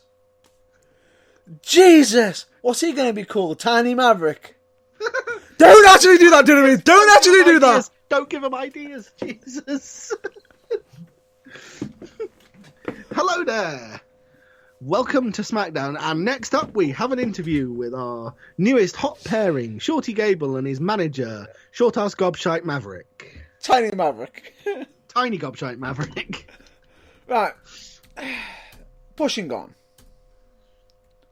later, if we can, because this is, believe it or not, this rapidly descending into farce is only because of the material we're having to cover. Yeah, we're having to cover this, and my brain's just breaking here. Well, I told you, it melted out of my ears, ran back into my head so it could melt out of my ears a second time, and then ran away screaming for the hills during the main event of Hell in a Cell. So, having to watch this week's Raw and SmackDown as well, I don't know what it's doing now, but it's been a trying week. Right, we've got to cover one match now. Yes. But it's going to be half heh and half yay. Oh, some yay. Even if it is only half, that's a big improvement on the recent last about half an hour of this show. So Go on. What is it? We'll get onto it straight away. Bayley versus Charlotte on SmackDown. Oh, yes. Now, if I'm not mistaken, didn't WWE get rid of rematch clauses? No. Hashtag WWE logic. They got rid of them except when they are viable and sensible for the storyline and when they feel like it. Right. Because that's as clear as mud, and that's how WWE likes things. Yeah. So, but anyway, immediate rematch for Bayley. Which was fine. Music hits. Out comes Bayley. Lovely tassel jacket. Immediately eagle-eyed fans will have noticed new haircut. New logo on her gear. Yeah. And the Waverly, the wacky waving inflatable arm guys. Yeah. And then the look on her face. Yep. Which wasn't smiling.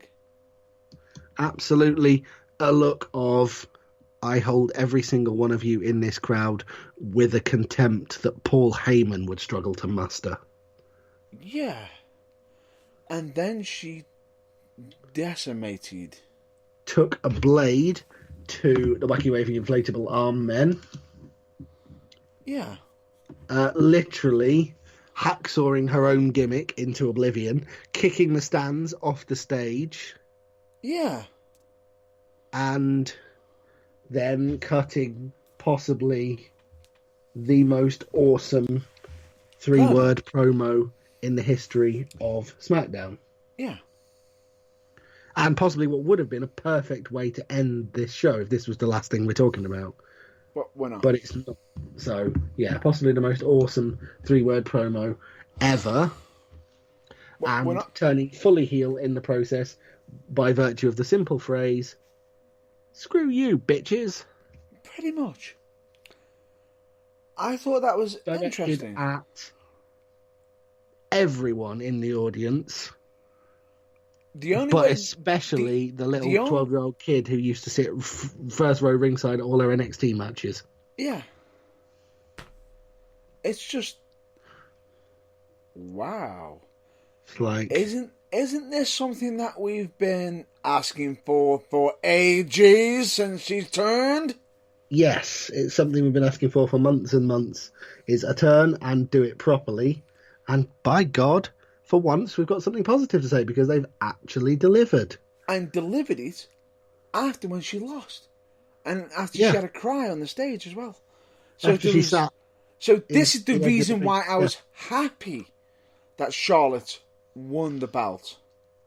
Because it gave an opportunity for the new look Bayley to come out and reassert some dominance and basically underline the fact that this is not the Bayley you're used to. I ain't playing anymore. Yeah. And to back that up, what did they do?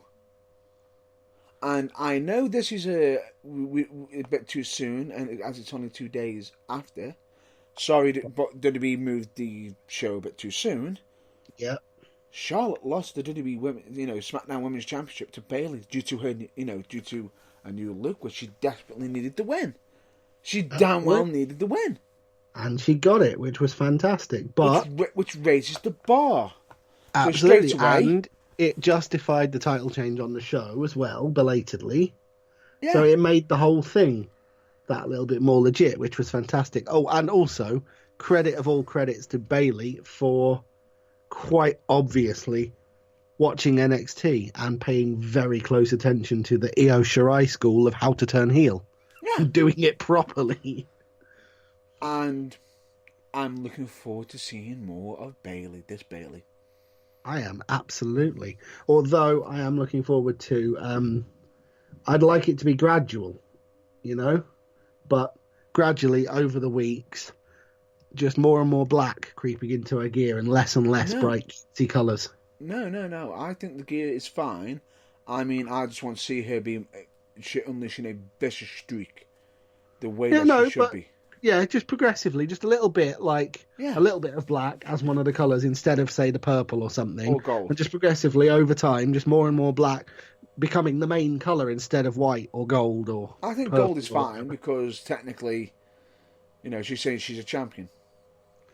No, I totally understand that, but the point is, It's before not the like 90s, it's not like she's and gonna it went out the window, heels wore black, remember? It's not like she's gonna nickname herself Goldie.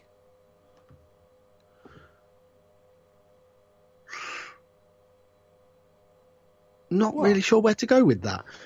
Anyway, we digress. But anyway, the Bailey put full heel look changed, the new vibe, the new music. 100% approve. If I got to be honest, the old music was one of the things about Bailey that got on my nerves the most. So the new music, to go with the attitude change, it's not quite as good as the Io Shirai's heel music, but I'm sure it'll grow on us, and it's perfectly good, and it matches the changing music matches the changing personality, so you can't Right. fault it for that. It tells the story. Boom, Yes. done. Unfortunately, we have got to cover one thing. And what would that be? Why did Charlotte lose the belt so quickly? Oh yeah. Well, the thing is, I mentioned about hot-shotting the title and stuff, like I thought Becky and Sasha might do. Yeah, That just proves that for small amounts of time, this can work as a short method way to get the title and both people involved over.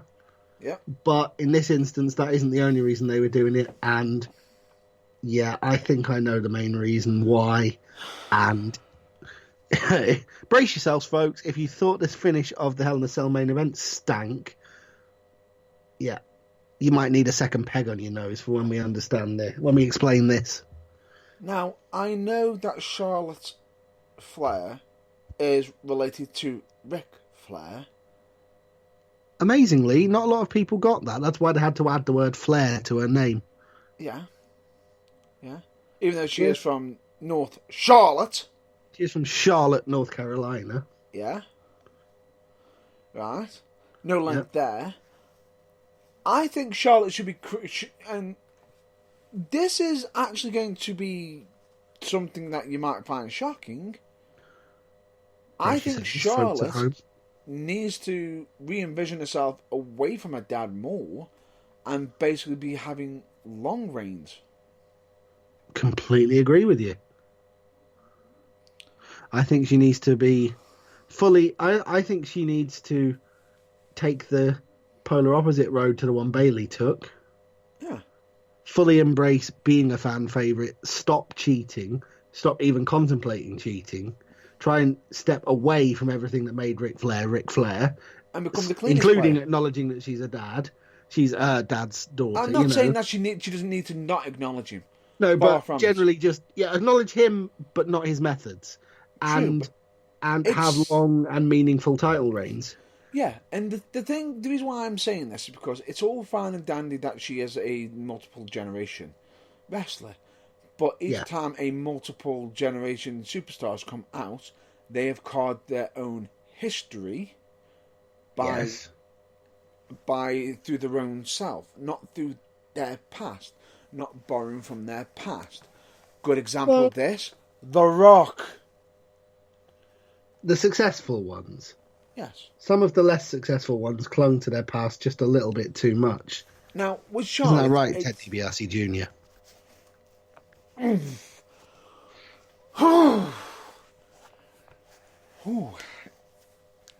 That's too real. Sorry. Unnecessary rage from real. the fans there. A little too close to the bone. I do That's too apologise. real. That's just too real. That just hurts. Our feelings have been hurt. We must end this broadcast now. End this broadcast now. Quick, ring the bell. Matt Burns' feelings have been hurt. Hang on. Disqualification broadcast cannot You asked continue. me. There you go, just for you. Your winner by disqualification in this no disqualification bout, Matt Burns. Really? Anyway, we digress anyway. The point being... Refund. AEW. Anyway, back to it. Point being is, I think that Charlotte shouldn't be having the multiple reigns. She doesn't need it. No, absolutely not. Especially when you bear in mind what the reason for said reigns is. Yeah. Basically, I'm going to preface this before you tell the people what it is with. She's at the peak of her fitness. She's what, in her early 30s? Yeah. Possibly got as much as 15 years more of her career in front of her, but even assuming she has injuries and maybe retires, you know... Or wants to become a mom. Yeah, 10 years is a probably fairly safe aim, longer, of her career. Possibly. What's the rush? You don't need to rush to be. You don't. You really don't. We know exactly what you're doing. Why are you rushing it? Correct. And for those that haven't quite gathered yet, let's just drop the biggest subtle hint of all.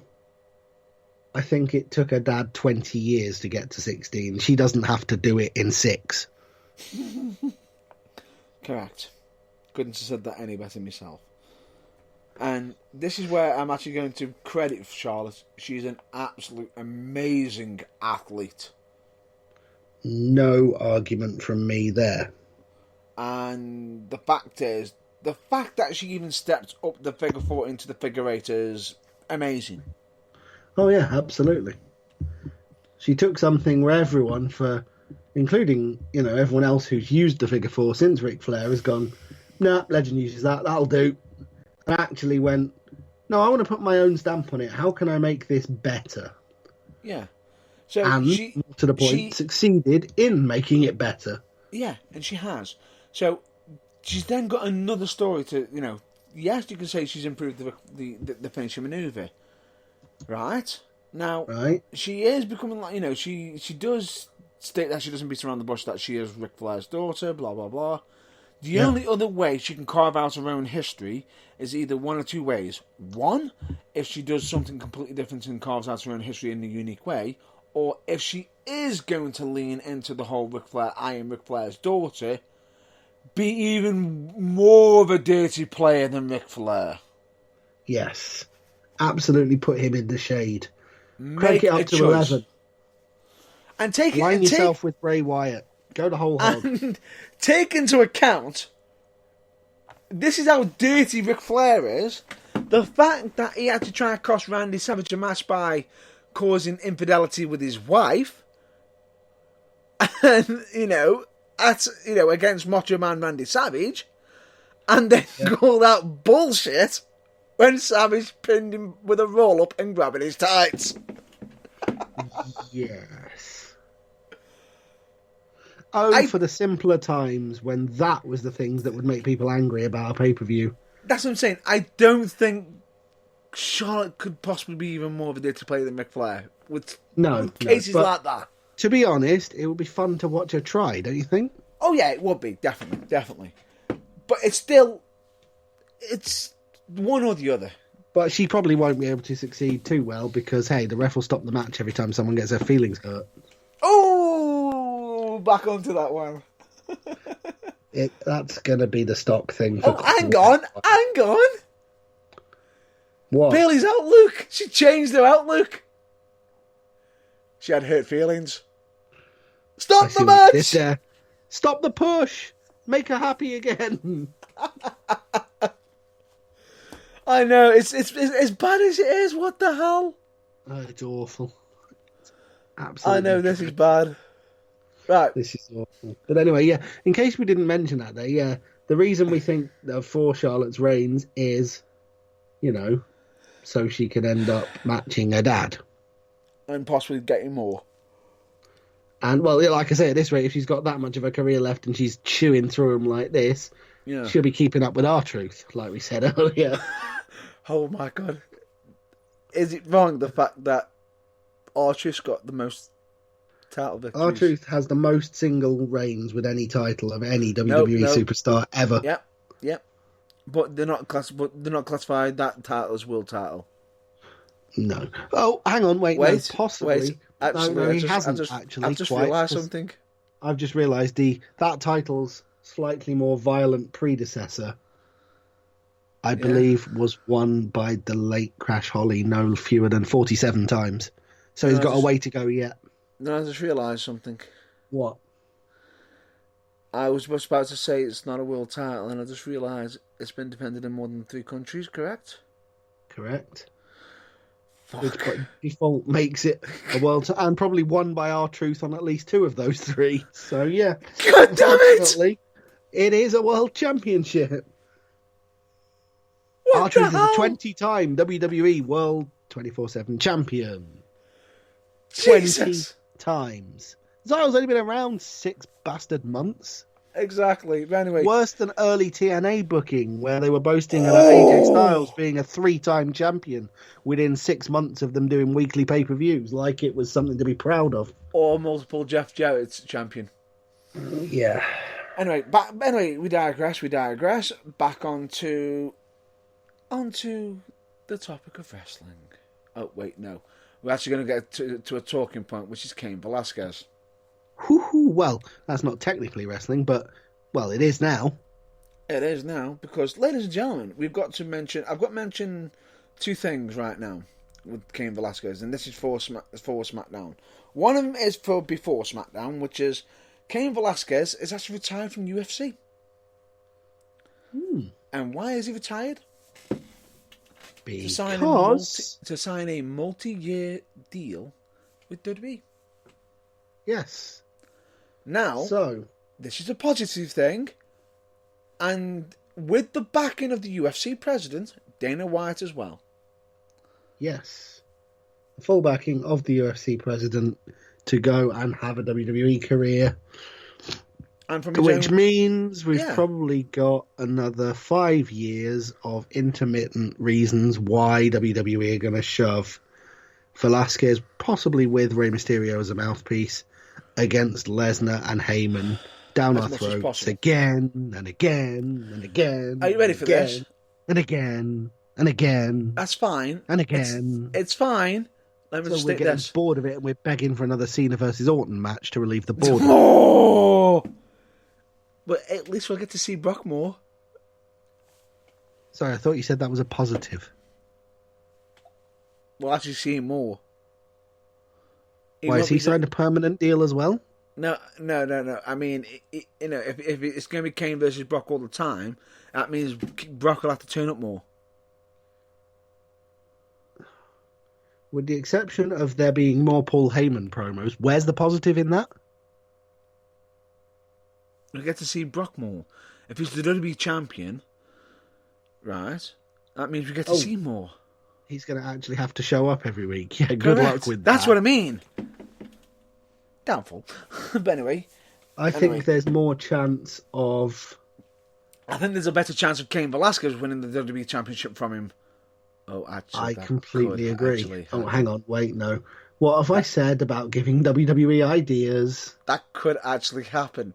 All checks made payable to the Burning Truth, please, Vince. Yeah, that could happen. That could actually happen. Because, ladies and gentlemen, that match has actually been announced. It has. For our next thorn in the side topic of conversation. Wait. Not yet. Not yet. Because I've got to throw this in, this one little jab one more time. And I will I may be going back to the well again. You're going back to the well? Well, if WWE figures they can go to the well that many times... I'm going to damn well do it. The fact that on SmackDown we had Cain Velasquez about to cut a promo, and he did not too bad in English, but then drop into full Mexican. Spanish. And is it Spanish? If he's from Mexico, it will be Spanish. Yes, I think it was Spanish.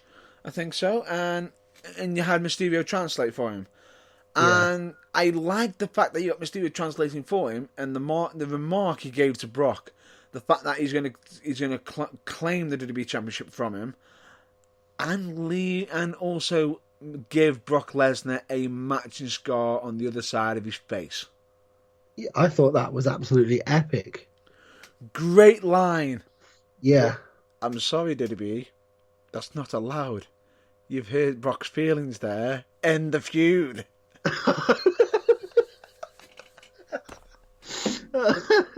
Don't be ridiculous. Brock Lesnar doesn't have feelings. I know. Yeah, but the point being is, did you like that? The obvious flaw there being, does the Fiend? Really?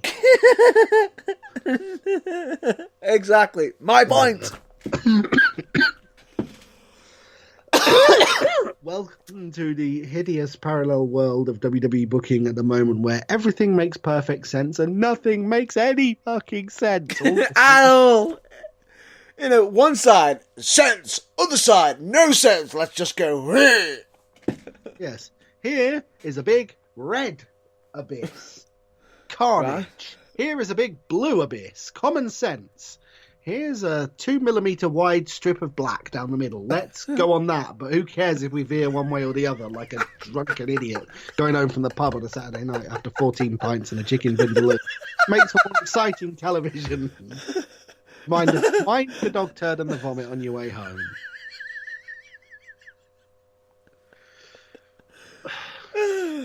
There, ladies and gentlemen, is a deeper analysis of the way WWE books its products than WWE itself has ever given it. Right. Now we've got that. So that match was actually officially announced for Crown Jewel. WWE. The next Crown Jewel. The next big event. Or technically, I suppose, if you're going to WWE it up with their track record at the moment, Crown Jewel 2. Crownier Jeweler. We can't mess this up anymore. Crown Jewel 2. Crown Harder. Or the actual translation of Crown Jewel 2. Give us more money. Crown Jewel 2. This time it's purely for our bank balance. I could go on, but for the sake of our sanity, I won't bother. Anyway, and it's not just for the sake of our sanity. The fact that we've actually been on for over 2 hours, we could go on for another hour if necessary. But quite easily, unfortunately, I think we should could probably try and wrap up by about midnight, if we possibly can. But yeah, Crown Jewel, WWE's latest in their probably going to be quite a long stream since they've signed a 20-year partnership with Saudi Arabia, and I can't remember what the fund is called, but they're supporting them. But which I will just state on the record, we are absolutely fine with. We actually give, we understand of different cultures and everything, and why not? But I was going to say this is what Crown Jewel is probably going to become. It is going to become an annual thing. And the Middle Eastern WrestleMania, even though they can't call it that, obviously, because referring to it by region like that is probably going to offend some snowflake somewhere. But you know what I'm getting at. Right. Possibly. But let me just state this, that the Burning Truth did not actually state that was what Blaze was, that John Ballor was actually stating. I was stating that WWE will be more careful than I was just then, not to give the event a rash title. I was stating that you weren't stating it as that. WWE are better than that, and that that we wouldn't state it as that. No, I was merely making a joke, snowflakes. Yes. Okay, it was a joke. WWE are better than that. In spite of all the evidence to the contrary for the last 2 hours of this show, they are just about by the skin of their teeth. Hopefully. Fingers crossed. Please don't prove us wrong. Please don't prove us wrong. But anyway, yes. The point being, there's going to be a Crown Jewel probably every year for the foreseeable future. It's going to be a thing, so we might as well get used to it. Although, one thing I can't get used to... Yep. Do you know what day this year's event is on? Yes. Yeah, it's on Halloween, isn't it? Yes. The 31st of October. Yeah. Hold on. Record scratch noise. Did you say the 31st of October? Wait. Rewind. 31st. Thursday. That's a Thursday. What? Rewind. Surely you must be kidding. When does the pay-per-view normally happen? Sunday, since time immemorial. And what But day no. is Halloween on? Thursday. And when is Crown Jewel? Thursday. It's not a pay-per-view. So it's not an actual official event. Sorry, it No, it's doesn't not a count. pay-per-view, it's a WWE Network special. Exclusive. Yeah. Which is what they're actually probably going to be dubbing it as. Probably. But anyway, Yeah. So yeah. But either way, it's going to I've be been a big event. trying in the background the whole show to come up with an alliterative name like Tuesday in Texas for this show. Thursday in something Saudi Arabian and non-offensive that begins with T, and I flat out can't. I can't even just not come up with an overly let's offensive just name. not. So I singly Let's just cannot not. come up with a suitable name. So, Let's not- by the way, let's- if you can, and you can keep it clean and non-offensive, And professional. get me out of a hole here on the social media for the Burning Truth, please. No offensive, keep it clean. I genuinely want to know. The show that WWE did on Tuesday was called Tuesday in Texas. So if they were going to go down that route and call it Thursday in something, No, I assume simple. beginning Simple. with T. I know exactly how to do it. How? Thursday at Crown Jewel. We're sticking with that. It's probably better than what WWE would have come up with given their recent track record. Let's leave it there. Yeah, let's leave it there. Let's move on. There you go. There's your save for you. Saved. But anyway, the matches that have been announced for this event, we've got Team Hogan versus Team Flair, with them not actually wrestling on the event. Oh, yeah. Fine. Oh, I've got to point this out. Sorry, massive bugbear. Bit of a soapbox, this. What did you describe that match as? Team Hogan versus Team Flair. Yes. Are you paying attention, Miz? Yeah. It is Team Hogan versus Team Flair. It is not one bit of a song. It is not a verse. That is not a word when you are describing people fighting each other. The word is verses. Get a dictionary. Learn how to pronounce English. Well, actually, no, that's not a dig at the Miz. That's a dig at Americans in general. But Wait. Let me just rewind you back now. And this is going to probably make you cringe even more. Go I'm on. really sorry. Team Hogan versus Team Flair. Where have I seen that before? I do believe. Why are the words Victory Road galloping towards my mind at this particular point? Why am I about to say Impact Wrestling or TNA? Yeah, I thought it was at the Victory Road pay-per-view No, that I TNA think it did. was It at might not Lockdown. have been Lockdown, but anyway, yeah, TNA did it. Yeah. Uh-oh.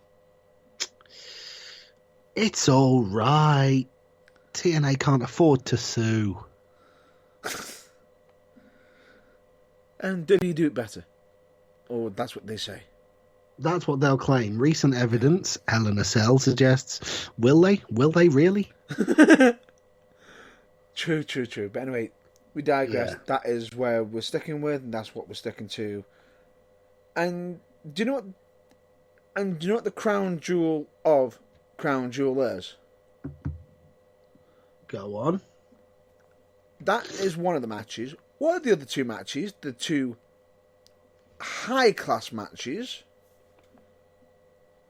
Hang on, what is the one match? Sorry, what have we just announced? The high-profile match. We covered Hogan versus Flair. Oh yeah, the Team other two Hogan matches are versus Team Flair. And we've already mentioned one of them, which is the WWE Championship. Lesnar versus Velasquez. Yep. Right, so...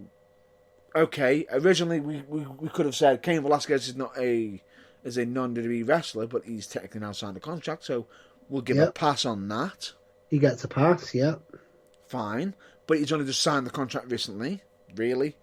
So he could potentially become... He could potentially come in and be officially, having his first match at Crown Jewel and become WWE champion in his first match ever. Really, what a great way to put the championship over.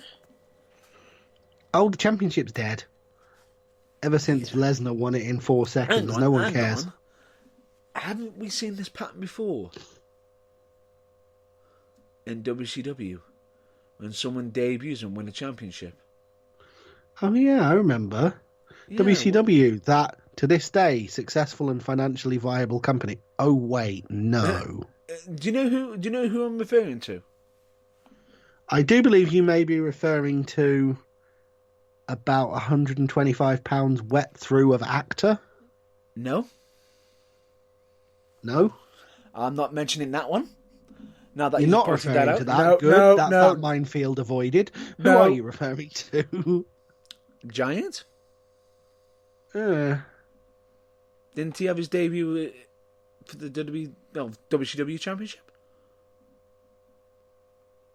I think it might have been his pay-per-view debut, but I think he'd been on TV at least once and everyone knew who he was. I'm classifying it that. You know what? No, I'm going to have to go down the David Arquette role. Well done. Oh no, that wasn't even David Arquette's first match. David Arquette had his first. No, you're right. It was David Arquette. He won it in his debut match. Because, quite rightly, he'd never had a match before. He didn't want the one he was in. Yeah. And, yeah. Can I use movie logic to throw that out now? If it gets us out of the horrible hole we've dug ourselves into, please do. Yes, it does. Ready to Rumble. He had a match there. That's technically him acting in a match. So technically, he already had a match before he actually did the whole WCW thing. So there you go. Thank goodness for that. Right, move on. Moving on. But anyway, the fact is, Cain Velasquez versus WWE champion Brock Lesnar, where Cain Velasquez could become WWE champion in his first match ever. And then we've got a wrestler against a non-wrestler. Oh, because that hasn't been a spectacular roaring success these last few months. Yeah. And who's in the match? Oh, my mind's gone blank. Just tell me. Braun Strowman. Yeah. Who now, as you dubbed him as Braun Show. The Braun Show, yes. Who has in the past done many segments with guest wrestlers at big events and not done so well against them. Yeah. Braun Strowman versus Tyson Fury. Yes. In a wrestling match. Yes. Now, Tyson Fury's manager is saying he's not happy to have Tyson Fury in a wrestling match against Braun Strowman because he could it's potentially get risky. Yes, but he is happy with it because in the fact of he says the one thing that Tyson Fury is great at, and this is from a manager. The man who's meant to be promoting him. He's saying that Tyson Fury is making his job easier by doing stuff like this. Oh, well, there you go. To a translation, Tyson, why are you paying him to be your manager? If you're just going to be giving money away, pay us. Yeah, all checks payable to the Burning Truth. Yeah, we'll do it, and for exactly. probably at least 10% less than he's doing it for. Yeah, definitely.